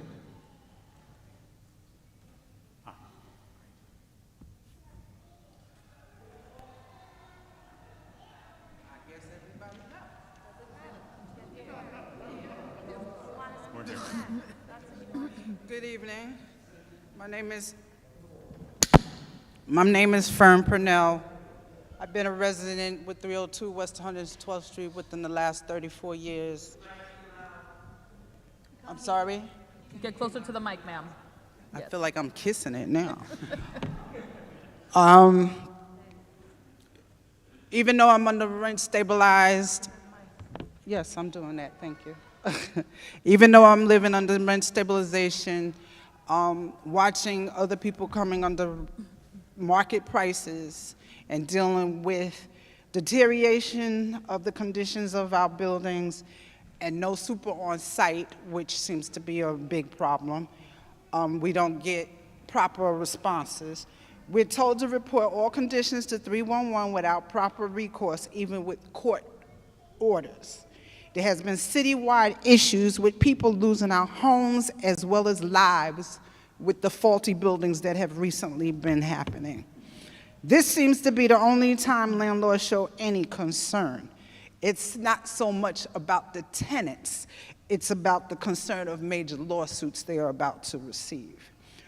Why, as tenants, should we be liable for paying rent with continuous hikes with not being responsible for improper responses and repair? I believe that we deserve a rent decrease, if not a rent freeze. Thank you. Thank you. Max Kiesling? Oh, Easton. Tim?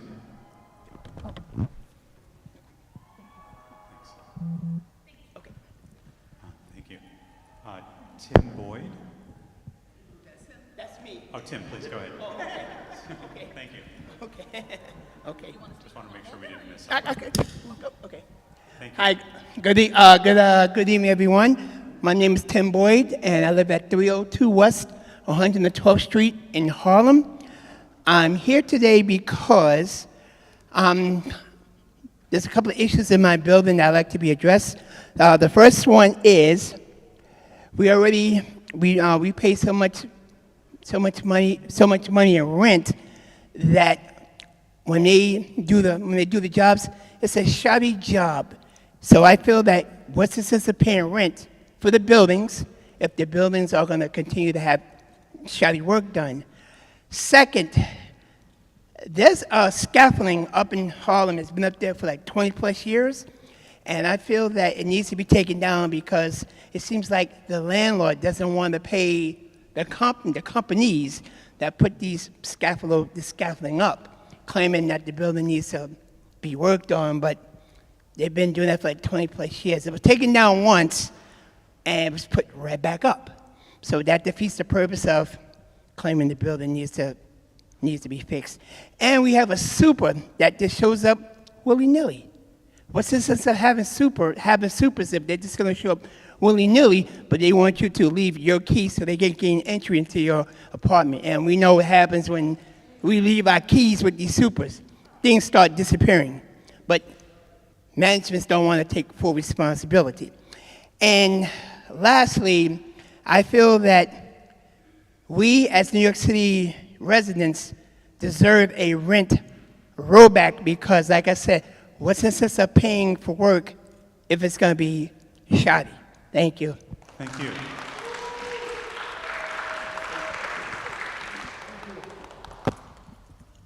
Micah Lasher.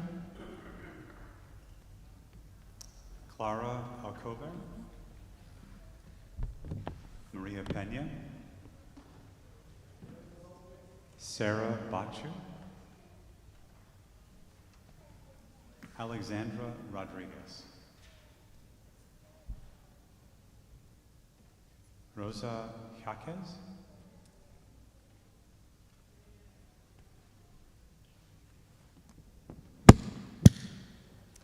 Good evening. My name is Sarah Bachu, and I am a rent-stabilized tenant in East Village. I also, in my day job, oversee eviction prevention services at Fifth Avenue Committee in Brooklyn, and I'm a candidate for City Council in District 2 downtown. All of these experiences give me a unique insight into what tenants are going through right now. In 2022, I faced it myself. I had a significant rent increase of $400 in a market rate unit and was facing the end of a relationship that put me in an unexpected apartment search. And as I looked around at what was on the market, $400 didn't seem like so much. And I was lucky enough to find a rent-stabilized unit, the first that I've ever lived in here in New York, just 4 blocks away from where I had been living. It wasn't cheap, but it was within my budget. When I attempted to negotiate the rent down, the broker incorrectly assured me it's rent-stabilized, so it won't go up. Unfortunately, that's not the reality we've been dealing with since I've been living in a rent-stabilized unit. Rent-stabilized apartments ensure community stability and diversity, which ultimately drives our city's economic growth.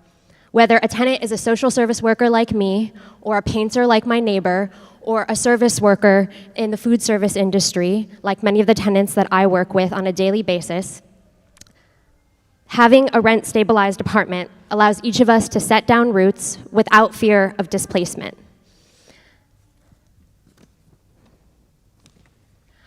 With wages growing much slower than rents, as everyone's attested to, and the lower median incomes amongst rent-stabilized tenants, these are the folks who are least able to weather the increases that we're talking about this year. Furthermore, we all know that finding a new home right now is nearly impossible with where vacancy rates are, especially in rent-stabilized units where they're at 1% currently. As someone in the housing field, I understand the challenges that landlords face, including the rising cost of insurance and capital needs. However, as others have spoken to, net operating income for buildings that are rent-stabilized has increased significantly. And landlords not seeing these gains should take advantage of government programs and not tenants. I want to thank you so much for the opportunity to speak. And again, I urge the board, do not pass the bill onto tenants. Thank you.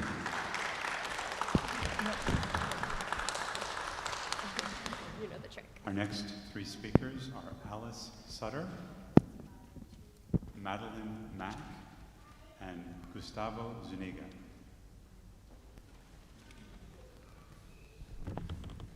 Hello Thank you for this opportunity to speak. I make $80K a year, and which is 4x my monthly rent for my stabilized apartment.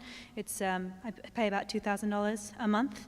I've been in that lease for only 4 months now, and similar to the last speaker, I thought that I could afford it because I thought I was finally getting into a space that I could grow into and that I could be in. Sorry, I'll get emotional, but I'll try and speak through it. Anyway, so I have a bachelor's degree. I'm a young professional. I actually have like upward mobility in my career. Like 3 years ago, I was making $70K. And at that income, there's lots of people here that are in far worse positions than I am. Sorry. But what I want to say is that as a young professional, as a millennial, as you could say, I'm even struggling. So after $80K after tax is about $5,000 a month. After you take my rent out, I'm dealing with $3,000 a month, and then I don't get covered by medical insurance, and then the cost of medication, everything else. I'm dealing with like $1,500 to spend on utilities, subscriptions, everything else that I need to do my work. I'm making $80K a year, and I've been working since I was 13, I think. I've been building towards this career. I have upward mobility. I finally have a place that I can settle into and I can hopefully build from, and that's just not the case. If these rent increases come through, I'm not going to be able to afford to live here.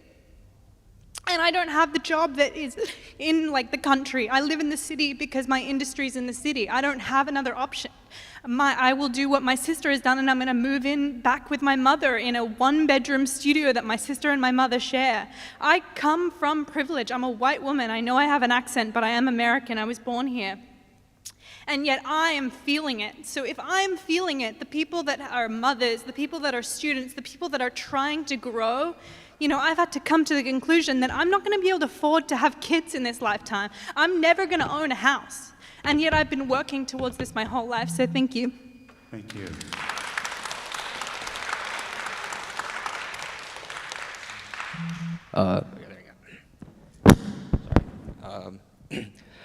Good evening, my name is Gustavo Zuniga, and I'm speaking to you guys today in solidarity with all the great and hardworking people of my neighborhood of Hell's Kitchen and across the city to say no to the proposed rent hikes and yes to a rent rollback. I grew up in Hell's Kitchen for my entire life. It's somewhere I never want to leave, but with the rent hikes, I don't know if I'll ever be able to live there once I get an apartment for myself.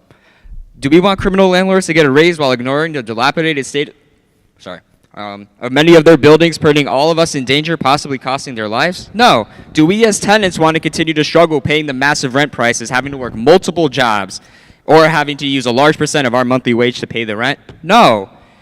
And what do us tenants do with the rent increase? Being priced out of the neighborhoods that we grew up and raised our families in to make room for new wealthy professionals who are here only to make money and not be a steward of the city? These rent increases will only exacerbate the damage that gentrification have dealt to our communities in the last 30 years. You know, I want to believe that everybody here knows how gentrification has negatively affected our neighborhoods. It's also just very fitting that this meeting is held on the site of Old San Juan Hill, a vibrant Puerto Rican and African-American neighborhood destroyed by urban renewal in the 1960s. If we don't fight for a rent rollback, us tenants will inevitably be priced out, making room for making our neighborhoods not a place for working-class New Yorkers who help build this city to live and raise their families, but for transplants who use our neighborhoods to accrue wealth, add nothing to the community, and abandon it once their needs of living in New York City have gone. I know what your board's decision is going to most likely be, and the tenants of Hell's Kitchen, and you saw everybody here before they left, that we're organizing, and it's only going to get stronger. We are sick of these landlords and the rent prices. We will take our neighborhoods back. Los inquilinos unidos jamás será vencido. Thank you. Thank you.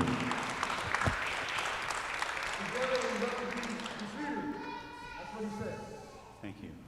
Our next three speakers are Bonita Bode Haskins, Sean Connolly, Pamela Grace.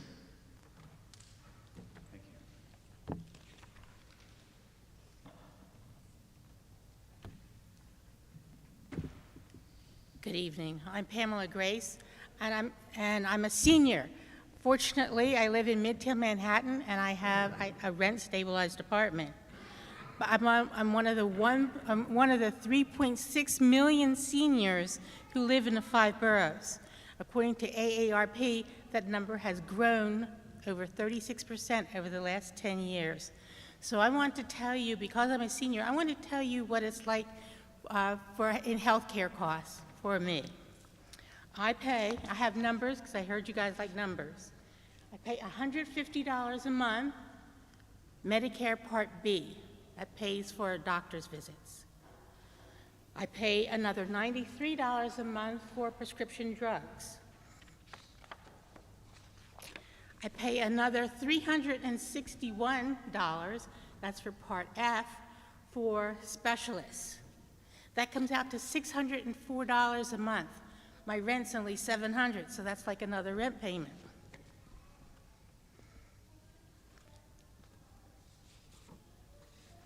But that's not all. You see, prescription drugs have a $545 deductible per year.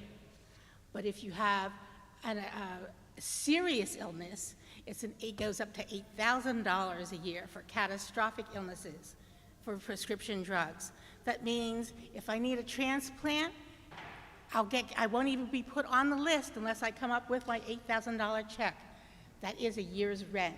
So I'm being forced into paying. Either do I just kill myself or do I pay the landlord? That's what it's come down to.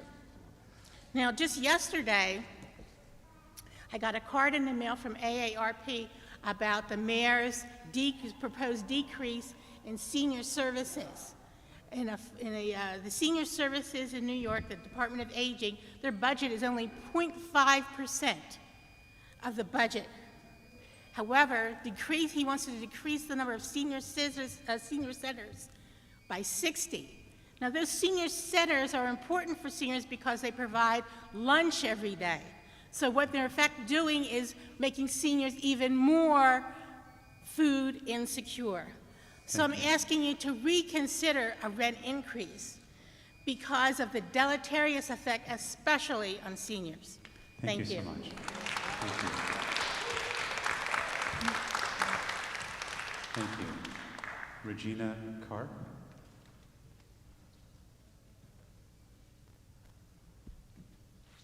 Regina Karp. I'm an Upper West Sider for 55 years in a rent-controlled apartment. I'm a retired New York City public school teacher. Right now, my pension does not cover my rent. My rent is more than 50% of my income. Inadvertently, I help my landlord. I'm here for a rollback, forget about the flat. But inadvertently, I help my landlord because of all the pro bono work I've done for the city. The landlord who said that people don't work. Not only did I work as a public school teacher, I did hours and hours of pro bono work at the lighthouses, parents associations, block associations, and I did so much wonderful work that my neighborhood is so,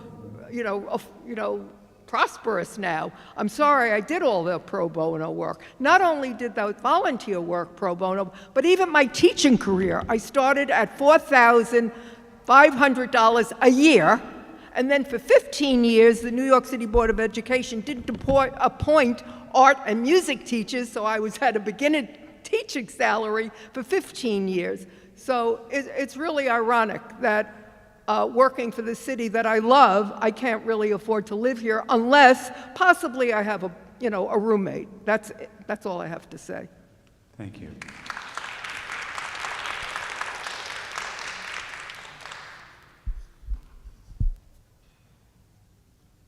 Our next three speakers are Christopher Tejada, Patricia Jewett, and Crystal Parrish. Ms. Jewett. Do you have a lot more speakers? Because I filled one of those. You haven't gotten to my name yet. What number are you on? This is speaker number 51. What number are you? Thank you, ma'am.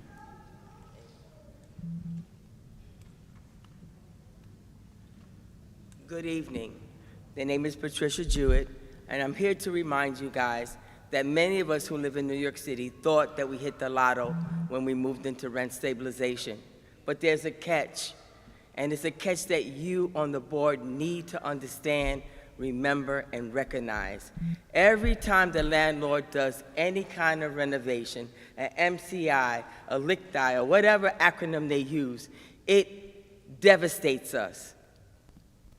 Everyone in my building went through this massive renovation, and our rent went up $300 a month.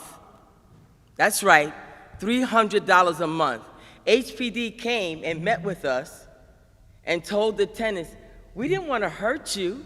That's why we opened up an opportunity for you to get Section 8. But because of the loans that the landlord took out that you didn't have any input in, we were able to restructure your rent. So now your rent went up $300 a month. Now, $300 a month on top of whatever you decide to do is devastating. Many families, many parents are forced to choose between paying the rent, providing food, putting clothes on the back, buying a pair of sneakers. That is not what this is supposed to be about. I am a pensioner. I don't get to work overtime. I got to live within my means, which I cannot do when the landlord gets a loan and the RGB decides to put something on top of that. We are struggling. Everyone that is still in this room and those who are chanting out in the hallway, we are struggling. We are the backbone of the city. I worked 32 years for transit. I retired with a pension, and I thought I would not have to worry, that I would have to be able to smell the roses, right? No, I'm not. I'm here in front of you because not that long ago, I was in housing court. And let me tell you something. I wasn't in housing court because I'm not paying my rent. I'm in housing court because they want you to recertify. So you work hard, you get a pension, and they want all your business. Why did I get a job? Why did I get a pension to now have to divulge everything so they can charge me more and more and more? Thank you, ma'am. Thank you. You really need to think about that. When we chant, we want a rent roll back, it's not just because we like that song. It's because we need a break. Thank you. Thank you.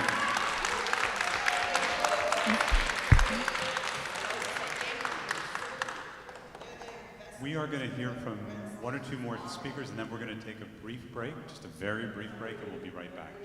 Crystal Parrish? Yes. Thank you. Good afternoon. My name is Crystal Parrish. I live at 225 West 123rd Street in Ennis Francis houses. The landlord is Joseph Mayoff. We're having a lot of issues there where the elevator sometimes is actually broken. Sometimes we don't have heat. Sometimes we don't even have hot water. And we always calling it HPD or calling management, and management is harassing the tenants because we're asking what we actually paying for in our rent. So it's not right for us to pay more rent if things that need to be done in our apartments, that most of our tenants are having mold inside of their apartments. A lot of senior citizens, it's a lot of people who's disabled and live in our apartment building, as well as a lot of people that has big families.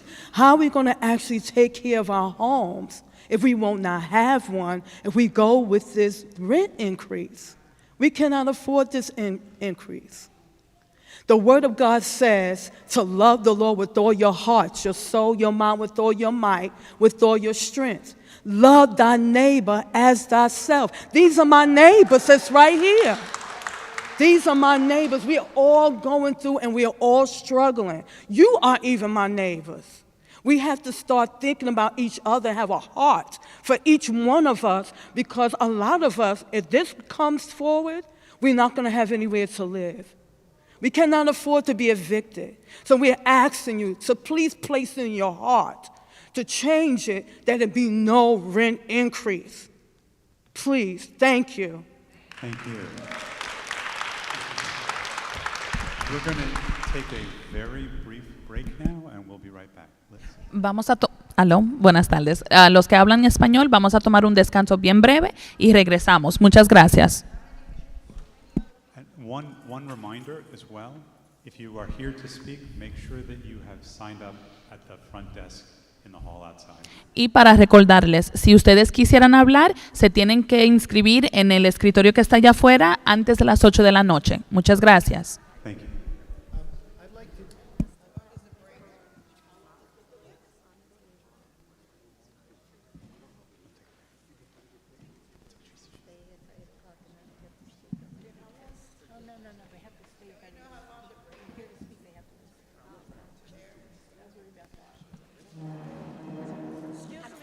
Excuse me, how long is the break? 5 minutes? Thank you.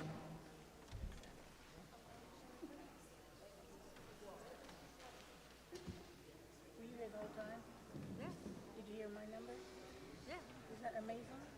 No, I know. Talked about exact numbers before. I know. You know, my case is the tip of the iceberg of what's happening in all of the Upper West Side. The Upper West Side became the Gold Coast. Yeah. After the water down there, and after the September 11th, and everybody wants to come here. So all of a sudden, everybody wants the Upper West Side. When way back, they wouldn't touch it with a 10-foot pole. It was neglected and racist, and those people crying, blah, blah, blah. And I'm going to tell you something. These people, I said that here, and I think it should be the law or the mantra. They're not losing money, they're losing to make more. It's a different kind of loss. When you lose You money, can't really blame them because they're not the cause of all this. It's the landlords. It's the landlords. It's the landlords. Yeah, the landlords are the cause of all this. Center is empty. You used to have an ice cream, you could buy a magazine, you could watch a European movie. It's the landlords and the politicians. They're the ones that are ruining everything. If people would have stood, they would have heard. I'm hoping I get to speak because it's more, yes, I registered. It's more political than anything. See, because the landlords were given tax abatements. They were bringing up their buildings, okay? In those tax abatements where they were able to give rent stabilized or give a certain proportion, 20% of apartments, and make them rent stabilized. So those tax abatements and rent stabilized run together. Now they're saying their tax abatements are expiring at the end of this month, June 30th, 2024 is a big date in New York City for all 5 boroughs. That when those tax statements end, we're no longer going to be rent stabilized. They're going to be able to raise whatever they want. But people don't know that. People don't know that. No, and if they have a regulatory agreement, they can do it. They can do it. The vacancies, I have over 30 vacancies right now or more in my building. My building is 259 units. You know what they're doing with those vacancies? They're remodeling them all brand new. So when June 30th comes, they're going to rent all those to market value apartments. That's what they're going to do. Okay? So they can't evict me, but then I have to go through the whole process of going to court to do this and do that. Why? Why should I have to go through that? I don't want to have to go. We should be able to stay in our apartments, continue as rent stabilized as long as we leave that apartment. They should not go by any agreements. Their tax abatement ends, fine. We still remain rent stabilized until we move out. And this is where they come in, that okay, you want to have a rent guideline board, but then have reasonable increases, not the high increases that you're going to do right now. You understand? Because that's the way it is. If there's no rent stabilization, which there is not going to be soon, and people don't know that. They keep saying, I live in a rent stabilized apartment. But it's no longer going to be rent stabilized. I went to rent stabilization in person. And they told me, they said if your landlord has a regulatory agreement after he got his tax abatement and it ends, then you're gonna have to go by that agreement. And that agreement, they could recertify you, which that's another thing. They should not have to recertify us either anymore. That's right. That's it. Just go by your guidelines and that's that. Well, people weren't answering. I would think they would have pushed ahead, and if anybody is still here. I am busy already. The ones they're attacking are those that are in rent stabilized and the seniors. That's who they're attacking. Because they want to get rid of all of I know. I knew a few people who he called numbers. It's so difícil because they're ruining our capital. Yes. Lincoln Center is a ghost town. All the gallery, I know, I go to the Lincoln Center, I go to their concerts and everything. The theater, the European movie. Yes, They took the tenants, they took it and nothing.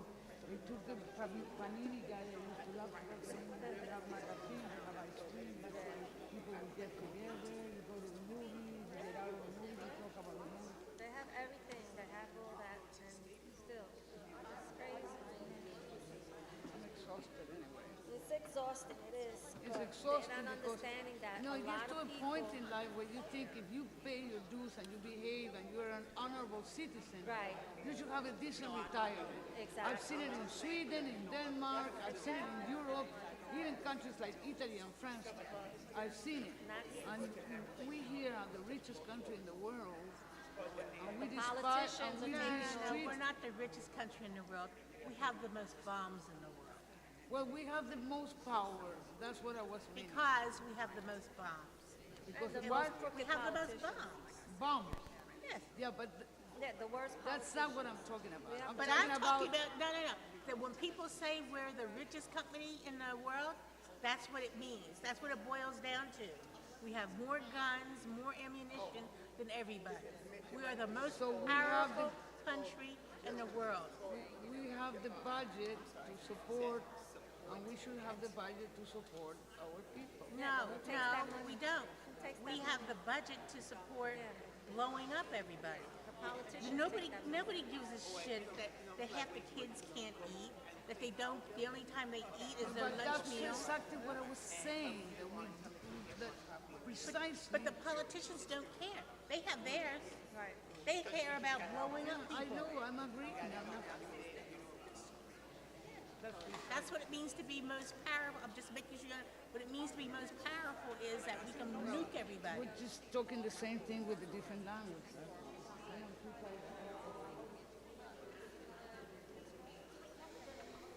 Nobody gives a shit about the people. We just care about how many people we can blow up and how many times we can blow them up. That's what it means. De Blasio screwed up affordable housing when he was mayor. He changed all the guidelines, all the salary requirements, and how much the rents would be. He raised them all up. So no more is a one-bedroom for one person or two people affordable because you have to make over $80,000 to $150,000, and your rent is like $3,000, $2,500 for a one-bedroom. That's not affordable anymore. I live in a studio apartment. Okay. The market rate for my studio apartment it's like $2,000, right? In Midtown Manhattan is $3,700. Look at that. That's what it says on my paperwork. Okay. 37 for a studio. Well, I believe it. I believe it. That's ridiculous. I believe it because in my building they say, I'm in Midtown too, I'm on 37th and 9th, and my landlord makes over $1 billion, not $1 million, $1 billion a year collecting rent in my building because we have 259 units, okay? And he makes $1 billion. What does he need more rent for? My building has 278 apartments. It has multiple stores on the first floor. So he's like raking in he probably makes his mortgage just from the stores. Not even maybe for 1 month's rent that he collects from everybody, okay? 1 month's rent even, he doubles, triples his mortgage, please. It's just, they make so much money. It's unbelievable. Unbelievable. And then they don't want to do repairs, but you're renovating all the empty apartments because when June 30th comes this year, that everybody's not listening to that date comes, everybody's going to start getting evicted. everybody's going to be getting their rents hiked because that's what they're waiting for, because their tax abatements all end on June 30th. And that's when they're going to tell people, oh, I need you to recertify your income now. Oh, but I didn't have to recertify all these years. I only certified my income when I moved in. After that, I didn't have to. In December. Now they want me to go through a recertification. And they're going to do that. After 6 months. And they're going to do that because of this tax abatement. And they say then they're going to charge you 2.5 or 3% of whatever your gross income is now. That's what they're going to add to your rent now. But you know what? And that could be $500 to $1,000. I have all my out-of-pocket medical expenses that weren't in their first calculation, so my rent's going to come down. They blew it. It's still a big increase. $500 to $1,000 more than what you had to pay before is a lot. That's why that lady that came up and said that she's preferred race here because she's white. There's no preference here in New York, whether you're white, black, or blue. It doesn't matter. She said that. Yeah, I was like, really? You're a preferred fucking race? And we have you on tape saying that. I was like, really? I said, you could be 80,000. I used to make 80,000. That kid who was up here, right? It's not enough money to live in New York now. 80,000 doesn't pay for shit anymore because, like they said, 30%, a third goes to rent every month. And what do you have left over for food, utilities, clothes, medical bills? What do you have left? I'm lucky if I have $25,000 left a week after my paycheck every 2 weeks. Okay, so it's not affordable. It all has to do with that tax abatement, regulatory. We need the legislature, which is Governor Hochul, is the one that has to fix it. And she doesn't do shit. Yeah, she just stopped that congested pricing. Why? Because her elections are coming. So she wants to make it look like she did something good. Well, you did that. Well, what about the tenants now? What are you going to do for us? All right, you made the Good Cause Act. What does the Good Cause Act do? The Good Cause Act is protecting the market value tenants so that they don't get evicted and their rents don't go up. But what about the low and middle income people? What about the seniors? What did you do for them? Shit.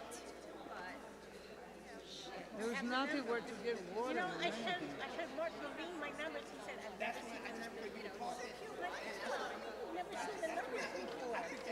We're president. So what's happening now? Waiting for them to come back. They went to the bathroom. There's going to be more people talking? I hope so. I want to talk. I signed it. They're not voting today. I want to speak, but if I don't get to speak, it's their loss. You know, I'm going to keep going to lawyers and find out how I can protect myself. I'm not paying $500 or $1,000 more in rent next year because my lease is totally insane. And if I have to move out, and the thing is that you got new buildings that came up, and they're on the affordable housing. They're on the rent stabilized. You haven't heard the latest on those buildings, because I also applied to those buildings. The thing is, now the building owners, guys who are building a building, they're saying, you know what? I don't know if we want to do this several houses. I think we can make more money if we just sell it. So they took more. They could do that too. They did it. We're going to get started again. But just to remind everyone, if you want to speak this evening, make sure that you've checked in at the registration desk in the hall by 8 p.m. We'll continue to take speakers until 8 p.m. Damas y caballeros, de nuevo, si usted quisiera hablar, usted tiene que inscribirse en la mesa de afuera. Ustedes tienen hasta las 8 de la noche para inscribirse si quisieran hablar esta noche con nosotros acá. Gracias. Muchas gracias. Thank you. Our next three speakers are Rosa Jaques, and we'll need a translator.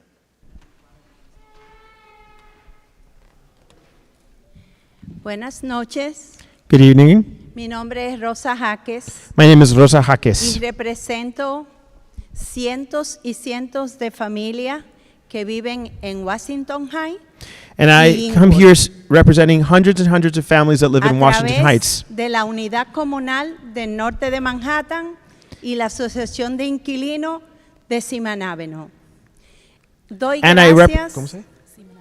And I represent the Tenant Association for Seaman Avenue. Doy gracias por esta vista aquí en Manhattan. I thank you porque so el very año much for this pasado hearing in Manhattan. Tuvimos que ir al Bronx. Last year, Gracias. unfortunately, we needed to go to the Bronx. Thank you so much for having us. Pero estoy muy comprometida con los derechos de los inquilinos. I am very committed to inclusive tenant los rights, míos. including my own. Estoy muy preocupada con lo que estoy viendo en esta ciudad. I'm very worried with what I am seeing happening in the city. Incluso tengo ya miedo, In fact, I'm actually fearful of it, porque creo que esto no es una coincidencia. just because I know that this is definitely not a Que coincidence. todos los años tengamos la misma lucha, los mismos inquilinos. That every single year we face the same struggles, and we, the tenants, need to do this every year. Los caseros no respetan ni las órdenes de la Corte de Housing. Owners don't even respect court orders that come from housing Y court. eso da miedo, porque no representan ni siquiera a sus propios beneficios, porque ¿cuál es And el that's interés actually scary because they don't de even violar represent their own nuestros benefits. derechos? ¿Cuál es el interés de no cumplir con los contratos de alquiler? Why is it that they don't follow through ¿Por qué on no dan calefacción para humanos? on leases? Why is it that they don't offer ¿Por us qué heat when we need it? tenemos moho en nuestros apartamentos, Why do we inclusive en have el mold mío? in our apartments, ¿Por qué including my own? tenemos que tener plomo, ratas, Why do we have lead, cucarachas? vermin, ¿A qué roaches? obedece esto? Yo no creo que sea una What is this due coincidencia to? que no haya una consecuencia del régimen, de ley. And I can't believe that Porque there's yo no cumplo la ley, consequence to this. ¿por qué no la I tienen follow que the cumplir laws. los caseros? Why don't they follow the Y laws? si llamamos a la ciudad a HPD, eso es ya un relajo. And if we Ni call siquiera HPD, toman it's a joke at this conciencia point. de las necesidades de nosotros. They don't ¿A quién even vamos take into a account llamar? our needs. Who ¿A is it that we're dónde going nos to quieren address? desplazar? Por Where do you want to Dios. move us to, for God's sake? Familias, mujeres, Families, niños, women, clase children, trabajadora y clase the working media. class and the ¿Qué middle vamos a class. hacer en What's la going to ciudad de happen in Nueva the York? city of New York to all ¿Quién of es us? que nos representa Who represents aquí en us? esta ciudad? Who represents us in the Yo city? le pido a ustedes, So I ask you, con todo mi corazón, por eso quise from hablar the en mi bottom of my lengua heart, materna, this is why I chose to speak que in my tengan native piedad, language. porque Please somos have seres pity on us. humanos. We are all human Nosotros beings. ninguno de los inquilinos que venimos aquí debemos renta. None of the tenants that are here, that have come here, Nuestra owe rent. renta. We Yo pay tengo our rent. reducción de renta ordenada por una corte. I actually have a rent reduction that was ordered by a housing court, and my landlord doesn't want to accept this. He keeps sending me notices saying that I am delinquent on my payments and calls me so he can charge me for late fees that are not late fees because I pay everything on time. I send it to his office. He, of course, doesn't even look at the date that I post the mail, the fact that it has the mail inside or the rent inside, and he charges me a late fee. So what is it that we can do in the city? So please, God bless you. And again, from the bottom of my heart, I ask you for this. Thank you so very much.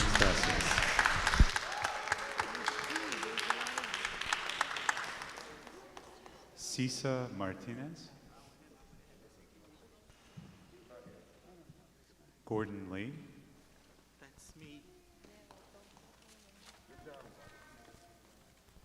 Good night. Hello? Please go ahead, Mr. Lee. Good night. Good night, people.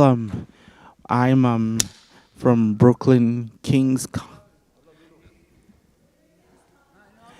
I'm Gordon Lee from Kings, Brooklyn County, New York City. Is where I live. I was one of the children who was born when the country protested President Nixon, June 23rd of 1973. I protested President Nixon on my birthday, as well as Gerald Ford. I came here in 1977 when they elected James Carter, and I grew up here under the Reagan presidency. Now, I am also, as you know, I'm from all groups, with all groups. I'm a member of all groups. I want to be a member of all groups. I also am here because I'm taking great concern with the attempt to raise rent. I also take outrageous issue with the board members and Mayor Adams, their attempt to raise rent. And not only we're not getting any service, we're getting disservice. And I want to continue with a brief reminder. If you don't think of us tenants and what we said, you still have to roll rent back and freeze it to honor our men in uniform, our first responders, troops, and veterans who made the ultimate sacrifice for our country. The next 3 months is going to be Memorial Day, and 3 months it's going to be September 11th. And again, we still have to freeze rent and roll it back to honor our men in uniform who made the ultimate sacrifice for our country. And as you know, one of our concerns is, all right, thank you, good night. Thank you. Our next 3 speakers are Julie Matos. Repeat your names again? Yes, Julie Matos, Marie Mera Duarte, Deborah Robles, and Tamika Mapp. Hello, thank you for having this. Well, I really can't, I'm high risk, but thank you for, can everyone hear me? Yeah. Thank you for having this meeting. I think it's incredibly important. I live in a rent-stabilized apartment, but my rent is not cheap.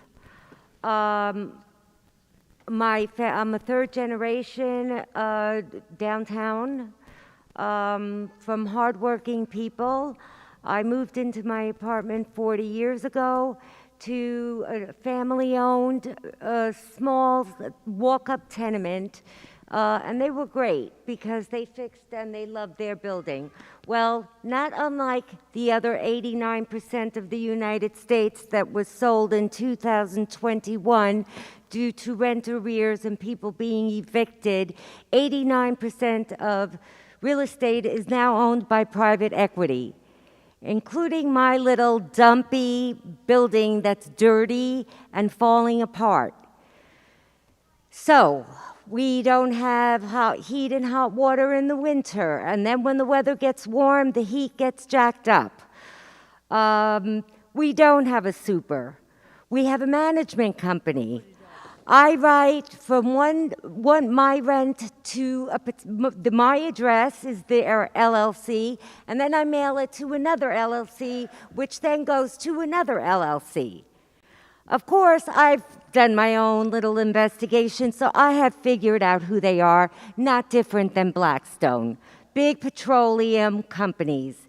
So I live in NoHo. When I moved there, no one wanted to live there. I endured rats, ceilings falling down.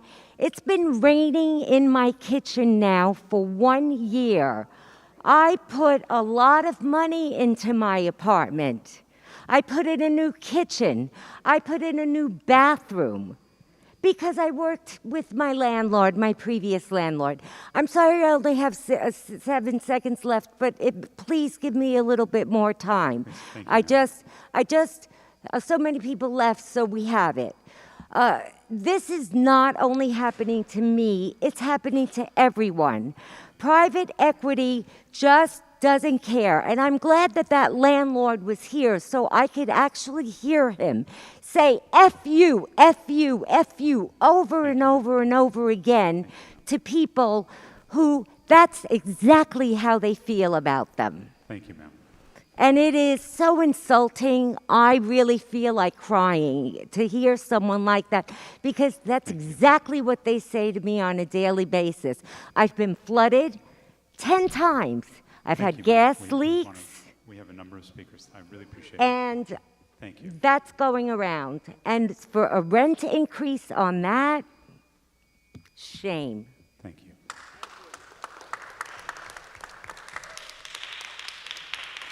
Mayra Duarte. Thank you. Hello. My name is Mayra Duarte. I live with my 2-year-old daughter and my partner in a small one-bedroom apartment in the Lower East Side. As our child, I think she's good. As our child grow up, we won't be able to fit there much longer.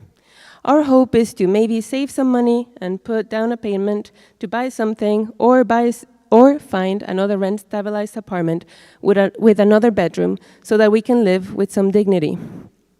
But if the rent keeps getting higher and the number of stabilized rent units keeps shrinking, we don't see that that can be a possibility. I'm here to tell you in person that I can't sleep at night thinking about that. I don't understand this process. You have already passed considerable increases to our rents last year. We are already paying more each time we sign a new lease. For example, if I was paying $1,500 in 2023 and I signed a 2-year lease, with the increases you approved, I paid around $40 more per month the first year, and then on the second year, $90 more. Adding up those increases, it comes up to around $1,500 the landlord has received to pay for any repairs. I think that should cover it, considering they haven't fixed anything, and that they have already kicked out several of the older tenants in my building and are renting those units at market price, which are about 3 times the rent I pay. Now you want another increase on that up to 6.5%. That would mean I would be paying around $200 more on my original rent. Each year we have to meet here to make you understand that those increases do not reflect our ability to pay.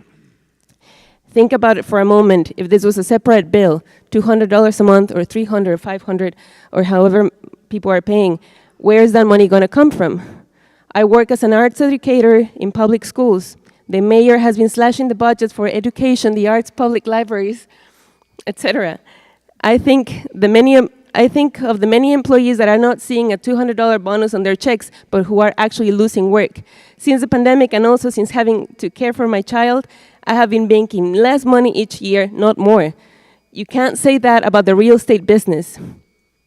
I just want to say, I hope you too can't sleep at night thinking of my family and many others who are struggling to keep a roof over their heads, and I hope you do the right thing and pass at the very least a 0% increase or a rent rollback. Thank you so much. Thank you.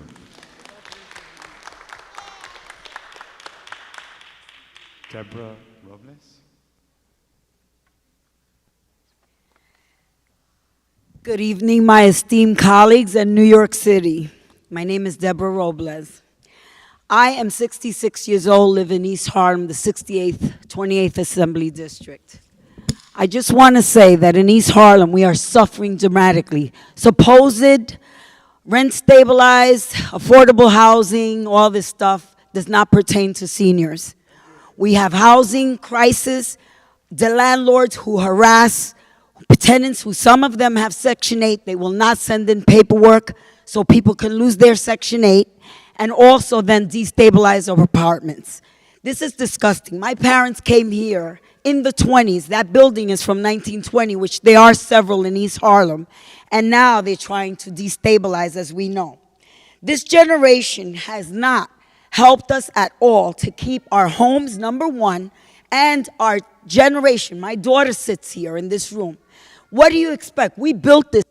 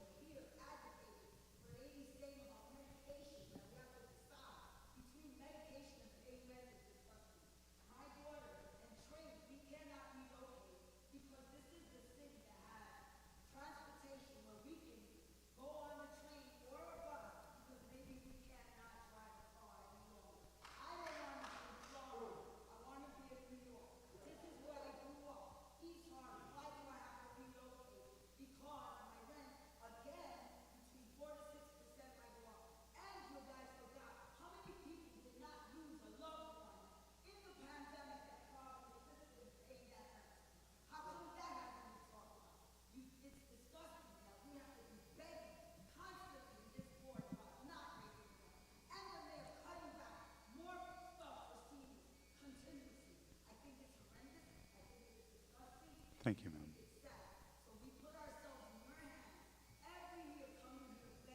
Thank you, ma'am.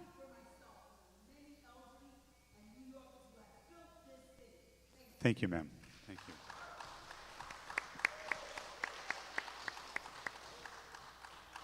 Our next three speakers are Tamika Mapp, Pilar de Jesus, and Maria Lucero.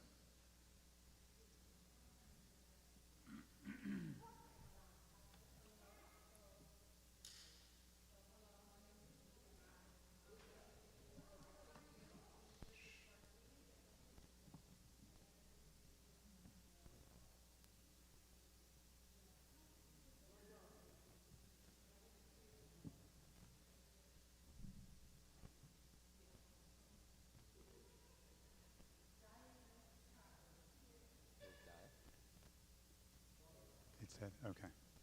Hello. Okay. Hi, thank you for having me. My name is Tamika Mapp. I'm a district leader for the 68th Assembly District Part D and the state committee woman for the 68th Assembly District, as well as a state assembly candidate for the 68th Assembly District. I'm here on behalf of the tenants who have lived over in our district for over 30 years. The rent-stabilized apartments are vital, allowing them to grow and age in their homes and spend time with their families and focus on their health. Since the 2019 rent laws, real estate lobbyists have spent over $13 million trying to undermine stable, affordable housing. While they have funds lobbying, they neglect essential repairs in the buildings in East Harlem. Despite their complaints, landlords are not suffering. The net income raised over 10% over the previous year, marking the fourth highest increase in the past 32 years, but yet they demand more, including they get ERAP and telling their tenants they didn't get ERAP, so the tenants are actually double paying their rent. The distressed landlords claim in due to their over-leveraging and tenants' inability to pay already high rents. Raising rents fathers increases this issue, added to tenants' financial strain and removing accountability for bad investments. This is not the purpose of the Rent Guidelines Board. The purpose of the Rent Guidelines Board is to protect tenants. Currently, tenants paying over almost 50% of their income in rent, an unstable burden for them and for New York City. Over the past years, their rent increased over $500, yet essential repairs like fixing building entrances, providing monthly pest controls, having wires exposed in their bathrooms, not able to brush their teeth in their bathrooms or take a shower, and addressing leaks, it remains still undone. Each of you on the Rent Guideline Board members hold the fate of working New Yorkers in your hands. These New Yorkers are the real engine of our city. They need relief, they need a rent rollback, and the New York City needs a rent rollback now. Thank you.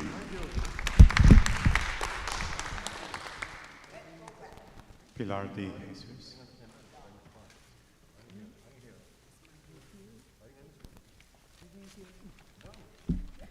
Hi. I just want to say ahead of time, and all apologies to everyone who's going to speak. I'm going to probably go over my minutes just by a few. I'll do my best to keep it as short as possible, but there's just so much to talk about. I'm going to stick to, information, data, business. So one of the points I want to make, and Christina, good to see you again. Folks who don't know, Christina is working with one of the worst landlords in New York City, the Inc. Property Group, and I've done a little investigation, Robert, so are you. And if you don't know about Inc. was sued by the Attorney General for the harassment that they have done to tenants by illegal buyouts, when it comes to repair condition, all these things. And then they're always talking about broke, like even the landlord came the other day, it was like, oh, we're broke, but then purchased the building for $2.6 million 2 weeks ago. So one of the points I want to make, and aligned with what has been said here, that the RGB feels like a sham. And for the landlord reps, just like DMX says, I expect the landlord reps to just advocate for their clients. I mean, they're working with people who are being sued by the Attorney General, so that says enough. But I think I want to focus on you 5 public members, because what you're acting as for me, now doing this work for the last 10 years and now looking at all the data for the last 30 plus years, going back to 1969, we have given the landlords over 200% of increases. That's wild to me. I don't know any other business that you can go and be like, hey, I'm not profiting enough, so give me money, New York City elected officials, agencies. How many businesses do we know that you can go and get some money and more increases if the landlords aren't profiting? Again, I think, you know, the Inc. portfolio, they have roughly, when you look up the numbers, again, they have a whole bunch of owners. It's roughly about 9,000 buildings, right? So if you got 9,000 buildings, if you do the math on the units, you have to do a lot of math and how to research. I'm going to get there. We're talking about millions of dollars in increase. Tenants are not your investors. RGB, you're not here to provide investment to the landlords. The landlords, the real estate industry is a business. Landlords, if you're not making money, then consider going into a new business. This is not the business for you. It's pretty obvious because they can't follow the law. If the Attorney General is suing the people that you have given over 200% of the increase, your job is to adjust, and all you have done is increased. You are literally making profit for the landlord. So it is the fact that the 5 public members, mostly, you're a sham. You're a sham. And I'm curious if we could really do the research on opening the books and see how y'all getting money in this. Maybe you got a little land you're trying to get help from. I just want to say, stop treating the tenants as if they're your business investors. They're not. You're supposed to be providing them shelter and habitable conditions, not rats running around. Christina, we saw the rats in the yard. You know those buildings they're keeping vacant, and they're not paying taxes, because if you're not making money on vacant units, you're not paying taxes. So they're getting tax breaks and millions of dollars. Testimony. Thank you.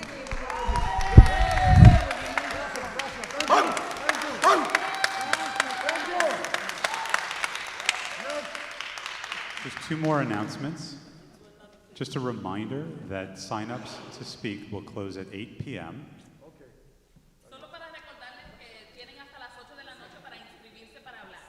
And remember, we do have a number of people still here to speak, so please keep to your 2 minutes.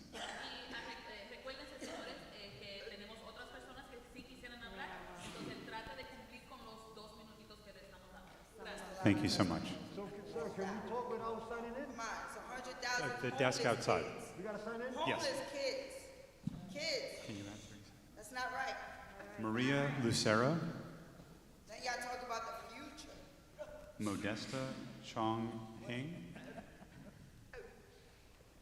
Carl Edward Curry, please. Oh my God.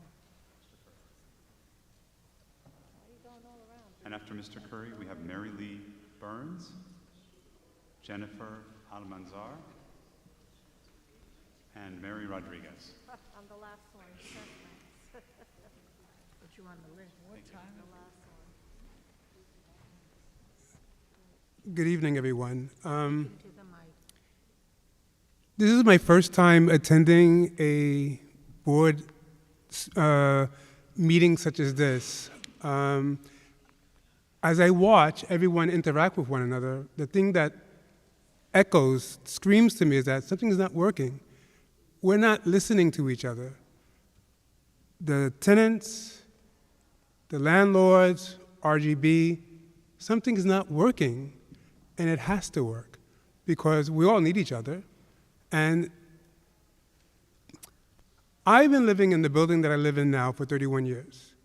When I first moved into the apartment, 2 days later, my apartment was broken into. I called the police. The police, when they come to the apartment, they ask me, they says, did you tell anyone about the robbery? I was like, no, I didn't. He asked me again, are you sure? Did you tell anyone about your apartment being broken into? And I said, no. I said, why are you asking this? And he told me, he says, because when I got out of the car, the super asked, where was it going? He says, are you going to apartment number 2J? And he said, yes. And he said, it had to be the super who broke into your apartment.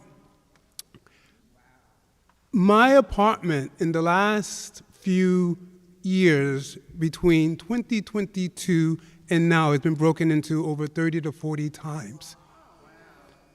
I have made complaints to my landlord, and in retaliation, cameras have been placed in my apartment. My apartment has been broken into. The police have finally given me a detective to work with. Something's not working, and I think things have to be done a little bit better. Thank you. Thank you.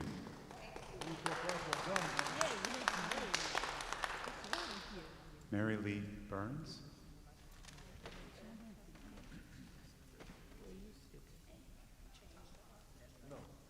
Hi, good evening, and thank you for listening to me on behalf of the New York City rent stabilized folks. I am retired after 40 years working in the field of mental health and addiction services. I didn't make much when I first started here. When I came to New York to finish my education, I stayed here. And thank God I had a rent-stabilized apartment eventually, because I made no money in social services, but because of the rent stabilization law and the apartments I worked here for over 40 years, 28 of them for New York City Health and Hospital Corporation. Now, for the last 15, 20 years, I think this building that I live in Greenwich Village, which seems to be very fashionable now, has been taken over by corporations. They tried to get us out. They harassed us. They continue to harass us. We still live within an LLC. They deregulated 16 apartments, and I'm one of the 6 left. And we are continuously harassed. We don't get any services unless we call 311 and or take them to court, which we've had to do. I personally have had to pay thousands of dollars taking the landlord to court just to fix things, cracks and leaks and mice and rats and things like that, and for the building. So I agree with a former speaker who said that if you're basing your decision on small owners, maybe counsel them to get another profession. You know, that's passive income. That's not, they're making money on the backs of us. And you know, what about us who teach your children, clean your streets and parks, and work with the mentally ill and addicted? What about us? We're not getting raises. I'm on a fixed income, and no more families even live where I live anymore. It's only, you know, the rich or the young people who spend 2 years in these very, very expensive apartments now. My landlord now makes $6,000 to $7,000 a month for these apartments. So I hope you reconsider raising rents and consider the heart and soul of New York City, and for the people of us who have given our heart and soul to New York City. Thank you.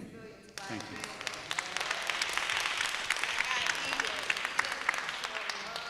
Jennifer Almanzar. Mary Rodriguez.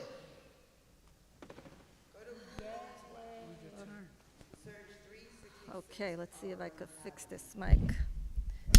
Whoops. Good evening. Can you hear me? Yes. No? Hello? Okay.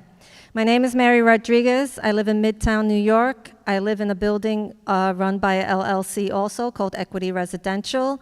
I've been there 21 years. Before they owned the building, it was owned by another company who sold it within 1 year to this LLC. It's a 259-unit building, and when I moved in, I was under rent stabilization, but what people failed to acknowledge here, and all those that left, is that a lot of these building real estate owners got a tax abatement when they got into these buildings or bought these buildings. Those tax abatements is what made those apartments rent stabilized. They run together. If that ends, which is going to end, that tax abatements for all owners that have buildings in the 5 boroughs on June 30th, 2024 of this year, at the end of this month, our rent stabilization ends. I went to DHCR, who manages rent stabilization apartments, and they told me the same. They said, if your landlord's been giving you lease renewals and they tell you that there's a tax abatement and it's ending in June 30th, 2024, and they have a regulatory agreement, Rent stabilization ends for you, and then you go into their regulatory agreement, which they're asking us to recertify our income, which of course most of us make more than what we made 20 years ago, and they want to multiply that gross by 2.53% rent increase added to our rent now, which could be anywhere from $500 to $1,000 more to our rents. Okay? People don't understand that. They think they're going to remain rent stabilized forever. Nothing lasts forever in this world.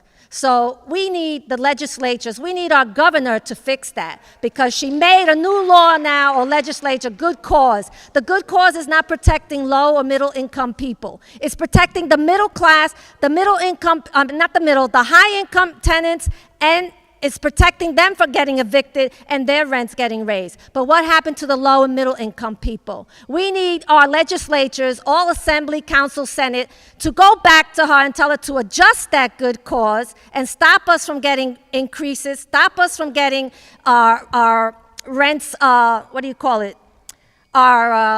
recertified. If we're going to be rent stabilized, let us remain rent stabilized. And of course, that's where you come in. You have these guidelines, then don't raise our rents no more, only by your guidelines, if that's the case. Thank you, ma'am. Thank you.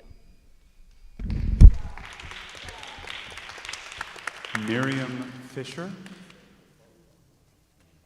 Lena Rojas.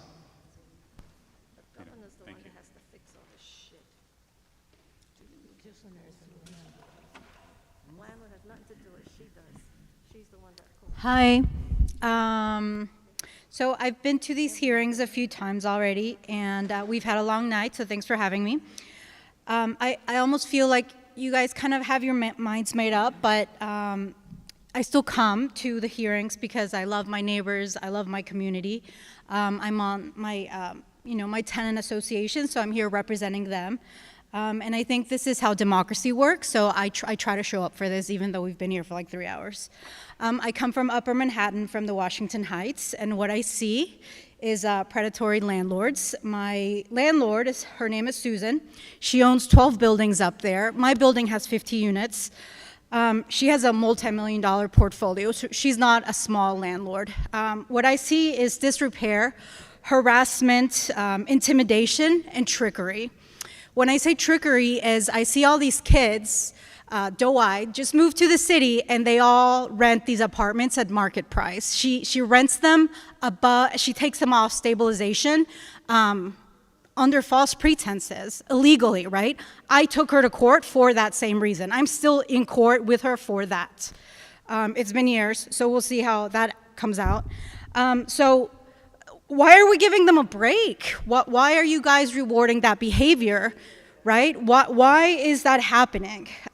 Why would we take their side over folks, over hundreds of families, thousands of families that, oh my God, 30 seconds, that, cook for you, clean for you, drive your Ubers, teach your kids, are your social workers, run your nonprofits, etc. $50, $100 to you guys maybe is like a night out on the town, but for a lot of families that pays dinner for the week. I feel for the small landlords that we heard at the beginning of the night. I feel for them, but like, didn't they look at, they knew when they bought these units that they were rent stabilized. Did they not run the numbers?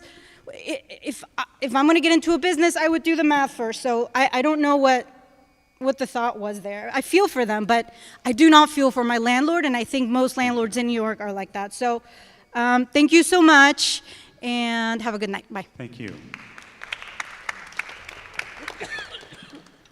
Lena Rojas? Oh, that was you, sorry. Sorry. Oh, thank you, Lena. Jonathan Bloom?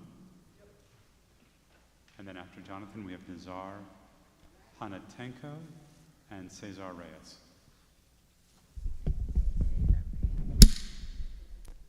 Hello, RGB.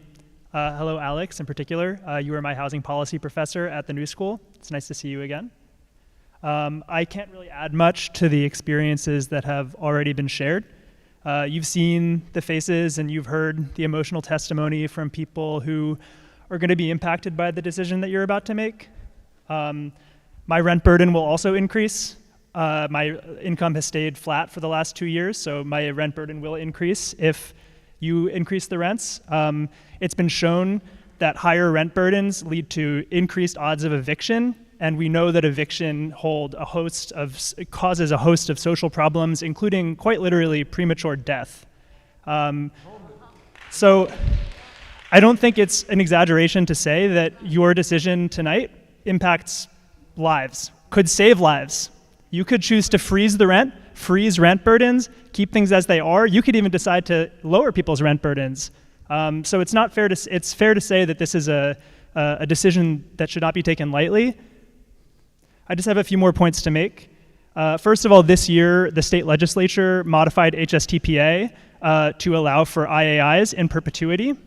I'm curious how this has been taken into account in this decision, the fact that landlords are going to have an additional way to raise rent on their rent-stabilized units when they make repairs. This is something that we've heard from a lot of these landlord owners today. And second, landlords that don't make enough profit are not the same as tenants that can't afford rent. Landlords that can't cover their expenses are not the same as tenants that cannot afford rent. One is an existential crisis, one is not. Landlords are not owed a return on their investment. They're not owed a recuperation of their operating costs. Tenants are owed a place to live and call home.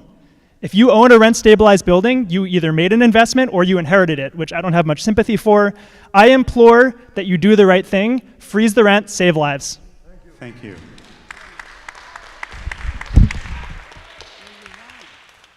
Nazar Anatenko. Cesar Reyes. Chaplain Reddy.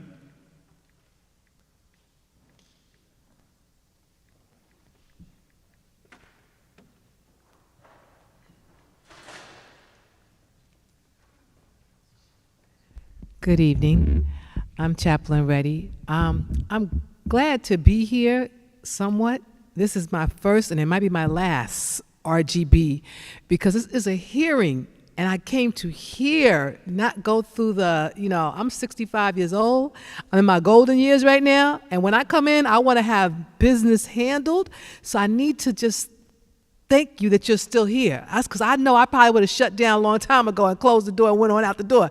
But I'm grateful that you're here. I'm grateful to hear what I'm hearing. But I see this word up here, ethical. And all of us, I believe, have a purpose. I have a purpose in life. I don't know what your purpose is, but if you're sitting on this board, I hope that ethics would be a part of the center core of your being. Because if I'm sitting on a board and I know that it's something that's sitting on my spirit that lets me know that I'm not doing right by people, I need to remove myself from that, because I have to give an account to what I do in my life. I have to have purpose in what I do. So I'm going to give you not stats. I am the stat. I've been homeless. I've rode on the subway sleeping at night when it wasn't safe, okay? I've slept in a car when situations came. I came out of Long Island to New York, did not know what the shelter system was all about, but I learned the system and what the shelter system was. It's not a pleasant, it's not a pretty picture at all. I didn't know if I was going to make it out of it, because some of them people in there were very dangerous. But I managed to get through the whole process, see it, and I knew in my purpose that, God, I'm going to be the poster child for homeless and housing, because this experience has made my life not the same ever again. So that's why I'm here. I want to make sure that you hear what you're hearing, because let me tell you something. When a mayor and a governor starts bringing people all over the world here, and the rats can live here, but the people that's been serving this city for so long and working for this city can't live here, that's a problem. So I came to give you solutions. You heard about the lotto, the lottery. They was told to us that, that money that's going to go to the education department because of the lottery. People spend money for the lottery every day. We have Wall Street and we have Fifth Avenue. There's money in New York. It doesn't have to come on the backs of people who are struggling, when they got people that come in this city that can raise money to help housing be done correctly. That's all I got to say. Thank you. Lee Ellen Landon.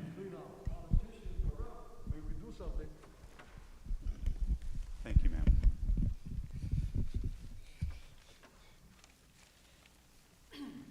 She needs to put the papers, no, she needs to put the papers there so she can see it.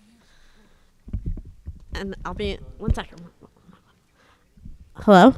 And I'll be interpreting. Thank you. Hello, I've noticed all of you watching me and looking at me. Let me introduce myself. I'm fully deaf, and I struggle with rheumatoid arthritis. And I get all my money from SSDI monthly and spend it. This is how I spend it. First, I spend it on my power bills, takes my money, then on my phone bills, and then on my internet, so I can go on the computer, takes away more of my money. And then taking the subway, the Metro card takes away my money.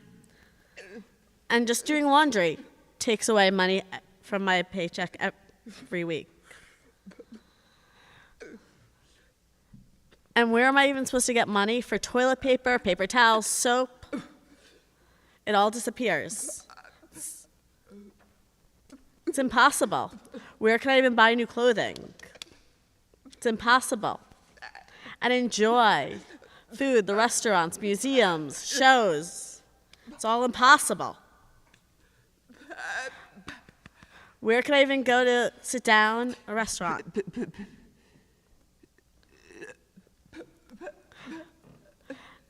And to eat, I have to eat all 3 meals at home. It's impossible.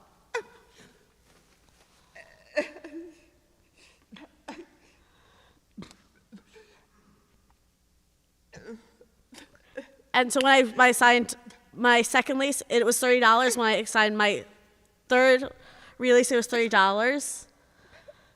I made it even harder. And it trapped me.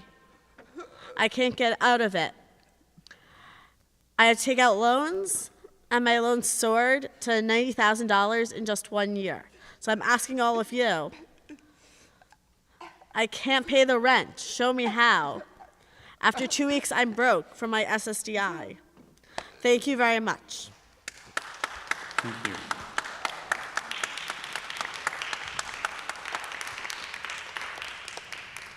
Our next 3 speakers will be Susan Davis-Ely, Cora Hextall, and Virginia Crawford. Hi. Hi, my name is Susan Davis-Ely. I live in a rent-stabilized apartment on the Upper West Side. My rent is more than $4,500 a month, and I'm a senior citizen. My rent is actually so high that I don't qualify for SCREE because the income limit is $50,000 per year. I hadn't planned on speaking tonight, but I'd like to raise an important question. Do we want to lose the middle class in New York City? The way things are going, this could become a city of extremes in which there are only the very wealthy and the very poor. Everything I've been hearing from landlords and those who represent them is from a purely profit-driven perspective. However, any landlord who has a property with rent-regulated tenants should recognize and accept that they are part of a system whose initial mission was to protect tenants. If a landlord struggles to make ends meet with their building costs and rent-regulated tenants, they can always sell. There should not have to be this battle each year. Rent regulation is an important system which has worked effectively for decades. The city should step up to protect the people who have rent-regulated status. As the system gets older, so do all those individuals who are rent-stabilized and rent-controlled. We are not in a low-income or rent-subsidized status, but we do need a stable system to make our lives continue to function. Our protected status should not be continually threatened by the personal interests of landlords who are in a far better economic position than those they wish to exploit. Thank you.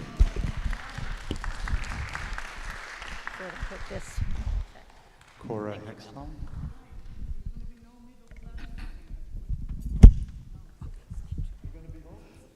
Good evening. My name is Cora Hextall. I'm a tenant, and I live in Harlem.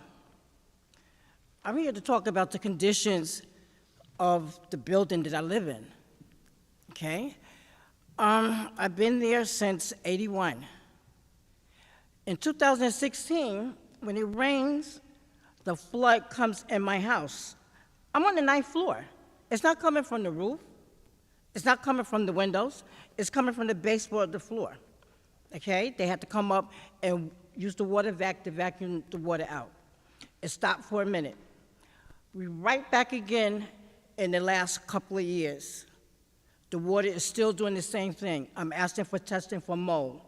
I know there's mold in my house because I went to the doctor and it's on my results. I asked them for the report because they had people coming in to check the mold. I can't get a report from them. What they told me, this is coming from my landlord, the owners of the building, matter of fact.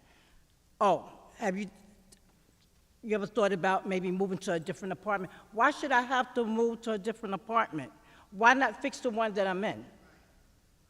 Why do I have to relocate myself? Take care of what you're supposed to take care of. I'm not fussing, I'm not running and cursing them out. I'm not saying I'm taking you to court, which I know if I did, I would have a case. But I try to handle it in a professional way. When it comes to their rent, they want their rent. They want it on time. When I need something fixed, I have to wait until they come off of vacation. Wait until after the holiday. We have intercoms that don't work. We have handicapped people in the building that they say you have to come down and open the door for anyone that's coming to visit. They tell security, do not open the door, okay? The elevators, they go out. You get stuck in the elevator turns off, it says, okay, you're stuck there for maybe a minute or two before it comes back on. I have a whole lot of health issues. If I was to get stuck in the elevator, give me a moment. If I was to get stuck in the elevator, I would panic. Something would happen to me. I would die. They don't fix the elevators. They don't fix the apartments. And they need to take care of what they need to take care in all these apartments that we have and all these rent-stabilized buildings. They need to stand up and do what they're supposed to do. Thank you, ma'am. Thank you.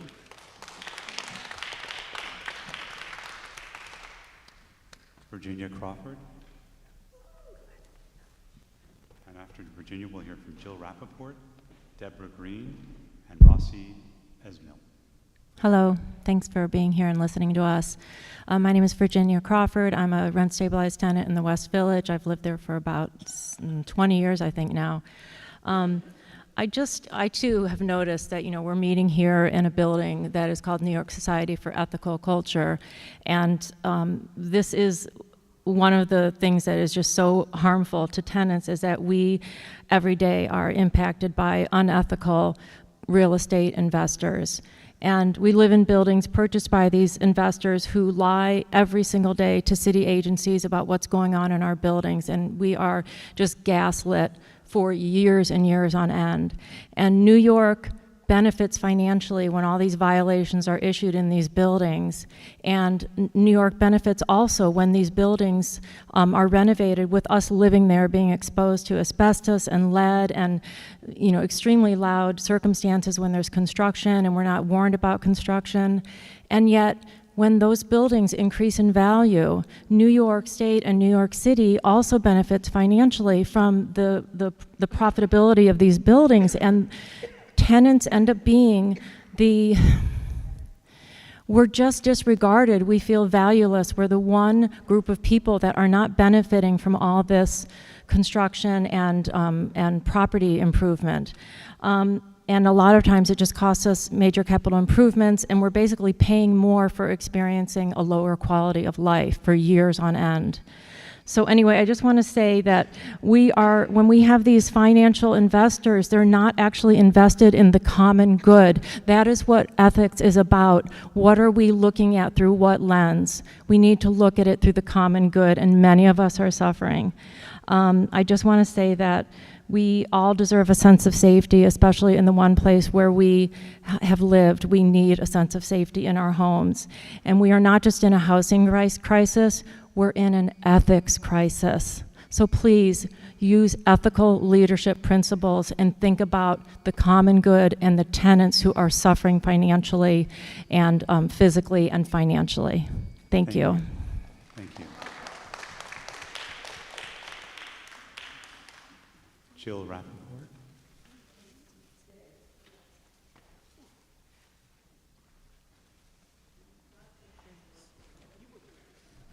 Hi. People have made a lot of good points tonight about things like private equity investors buying buildings. They also do that with healthcare and hospitals and so on, and it does not benefit the public. I remember, in my lifetime, the city of New York was a place where ordinary people and working people could afford to live in a civilized way. And that is not the case anymore, in large part. And the Rent Guidelines Board is an official organization that does owe it to the public and the city and to history to protect the public. Somebody made the point earlier that landlords are not necessarily entitled to a return on investment, but people should be entitled to live in a decent manner when they're paying rent. And oftentimes they are not, and the horror stories we've heard are pretty hair-raising. There should not be tax breaks for luxury developers. That's outrageous. And what was the other thing I was going to say? I'm lucky to live in a limited equity co-op called Penn South, where people do live decent lives. But I've lived for many years in rent stabilization, and it is a terrible struggle a lot of the time, and there's a lot of unethical behavior. So I think in a civilized society, housing, education, and healthcare should not be out of reach for working people. Thanks. Thank you. Deborah Green.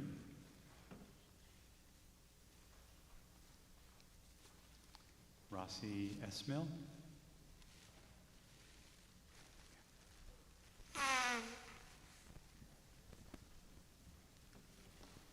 Hello. Hello. Hi, everybody. My name is Deborah J. Green. I'm sorry. My name is Deborah J. Green. This is my first time here. We can hear you. Thank you, ma'am. This is my first time here, and I live in a rent-stabilized building, and the building I live in is the Ed Koch building, and he put the building there for people of low income to be with families and seniors, so that you know that I am a senior, and I'm living there in a building that the landlord doesn't want to fix anything in my apartment. For the third time, I have my own personal water spring coming into my apartment, and it's happened this year for the third time. And I've been trying to get him to fix it, and my refrigerator's going out, and I call him and I tell him. All he says is, let me take note. But in the meantime, I'm a single mom, and I have my son. And it's a struggle living in there. And my income, I'm retired. I used to be a school teacher. I had to retire in 2020 because I caught COVID. So that meant I couldn't, I had to retire, and now my income is very low. And trying to talk to him to get things done is not happening. And I have to keep calling 311, 311. And I'm grateful for them because they're in him, because he needs to fix what we have to have fixed in our apartment. I'm begging you, please put a freeze, because it's hard for me to pay rent. My income is very limited, and I have a number of things I have to pay. And if I try to buy some clothing, I have to go to the dollar store, to get these things. So I implore you to please put a freeze, because it's hard for people like me and us here who are struggling to pay their bills. So please put a freeze on the rent, or just roll back. Please, thank you so much. Thank you.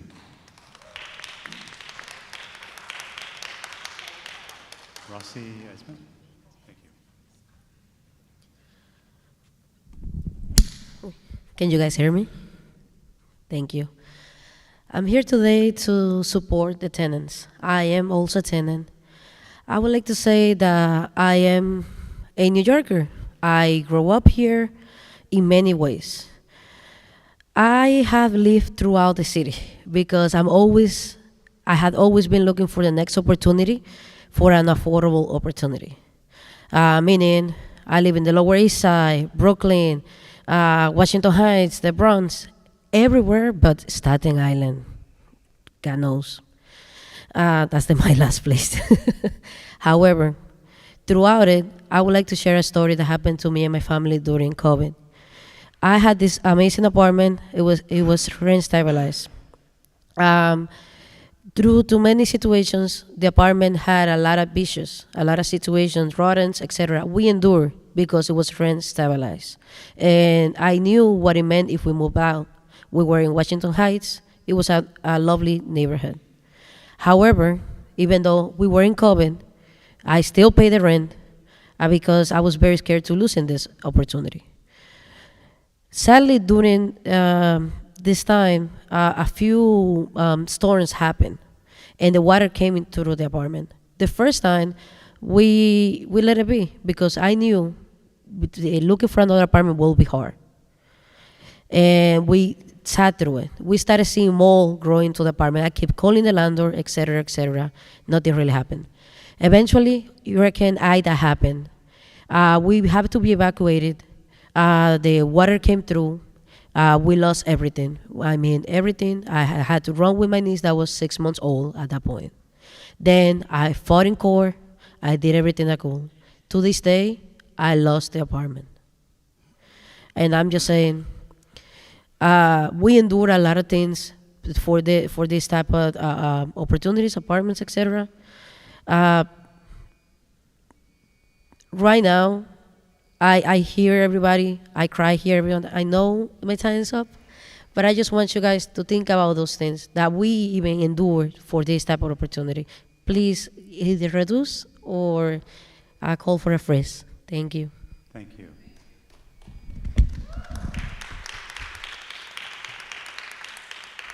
Our next two speakers are Magdalena V.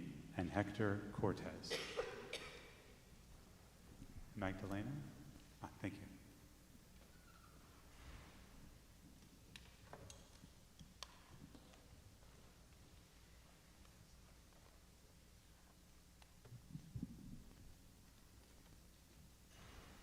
I have my friend here with me. I'm disabled, and I have a neuroimmune disease, which can cause me to freeze. If I freeze, he will continue for me as my quote-unquote interpreter. Thank you. Okay? Please. All right. If you could speak into the mic, ma'am. I'm sorry? Oh, sorry. Thank you. I also have issues with speech and different things. They will pop up out of nowhere. So I will do my best. I have never done this before. I also come from a family where you don't make waves. You don't speak up. They're immigrants from South America and always afraid, and that was very much the case with this landlord who took over for a family-owned landlord. He is, as others have said, a corporate landlord. So I heard another tenant say who they represent. I represent the tenants in my location who used to be families, used to be immigrants that would scratch their pennies together and find a way and always pay their obligations and continue to do so. I also represent people who are disabled and ill, many of which fell ill during COVID and have developed the disease of myalgic encephalomyelitis and a ton of comorbid conditions that, despite our ages, cause us to lose careers and thus cause us to lose respect from people who think they're above us because they are corporation landlords. I represent people who used to live in this city who have been pushed out, and I also speak up for people like my mother, who was actually my aunt, but became my mother when my birth mother died when I was a baby and helped my father. We are Hispanic. We take care of our families. We are considered non-traditional and persecuted for that in housing court, and a landlord trying to scare us away. I live in a building which was a large corporate landlord, 63rd Street owner LLC, another LLC, BLDG Management, owned by a gentleman from the Goldman family, a very rich, large family in real estate, who is in Forbes and such. I have put up with circuit court, housing court, to drain me financially. The difference, if we're going to look at finances, is look at the finances that get imposed upon us by dragging us into housing court, by causing us to have to choose between medicine, medical care, and food, and the energy that we don't have. I spend most of my time housebound and bedbound, and yet this landlord will know that that will kill me if they continue to drain me like this, both financially and physically, as well as mentally. They do this not only to me, but to others, like a 92-year-old tenant in our building with Alzheimer's, who they basically pick us off one by one. And I also state, from a financial standpoint, if you're going to look at solely that, what kind of business will spend money on redoing apartments left and right and doing MCIs of things that are unnecessary just to raise our rents? I give you a 1211 to 1500 plus without RGB increases. They use unlawful ways, dishonest ways, and they lie. What you need to look at facts, not things that are unsubstantiated by a landlord who gave them to you on a piece of paper, because the other thing I deal with is a landlord that does not accept my checks at times, who does creative accounting. And we all know what that is if we've been in the business world at one point. Thank you, ma'am.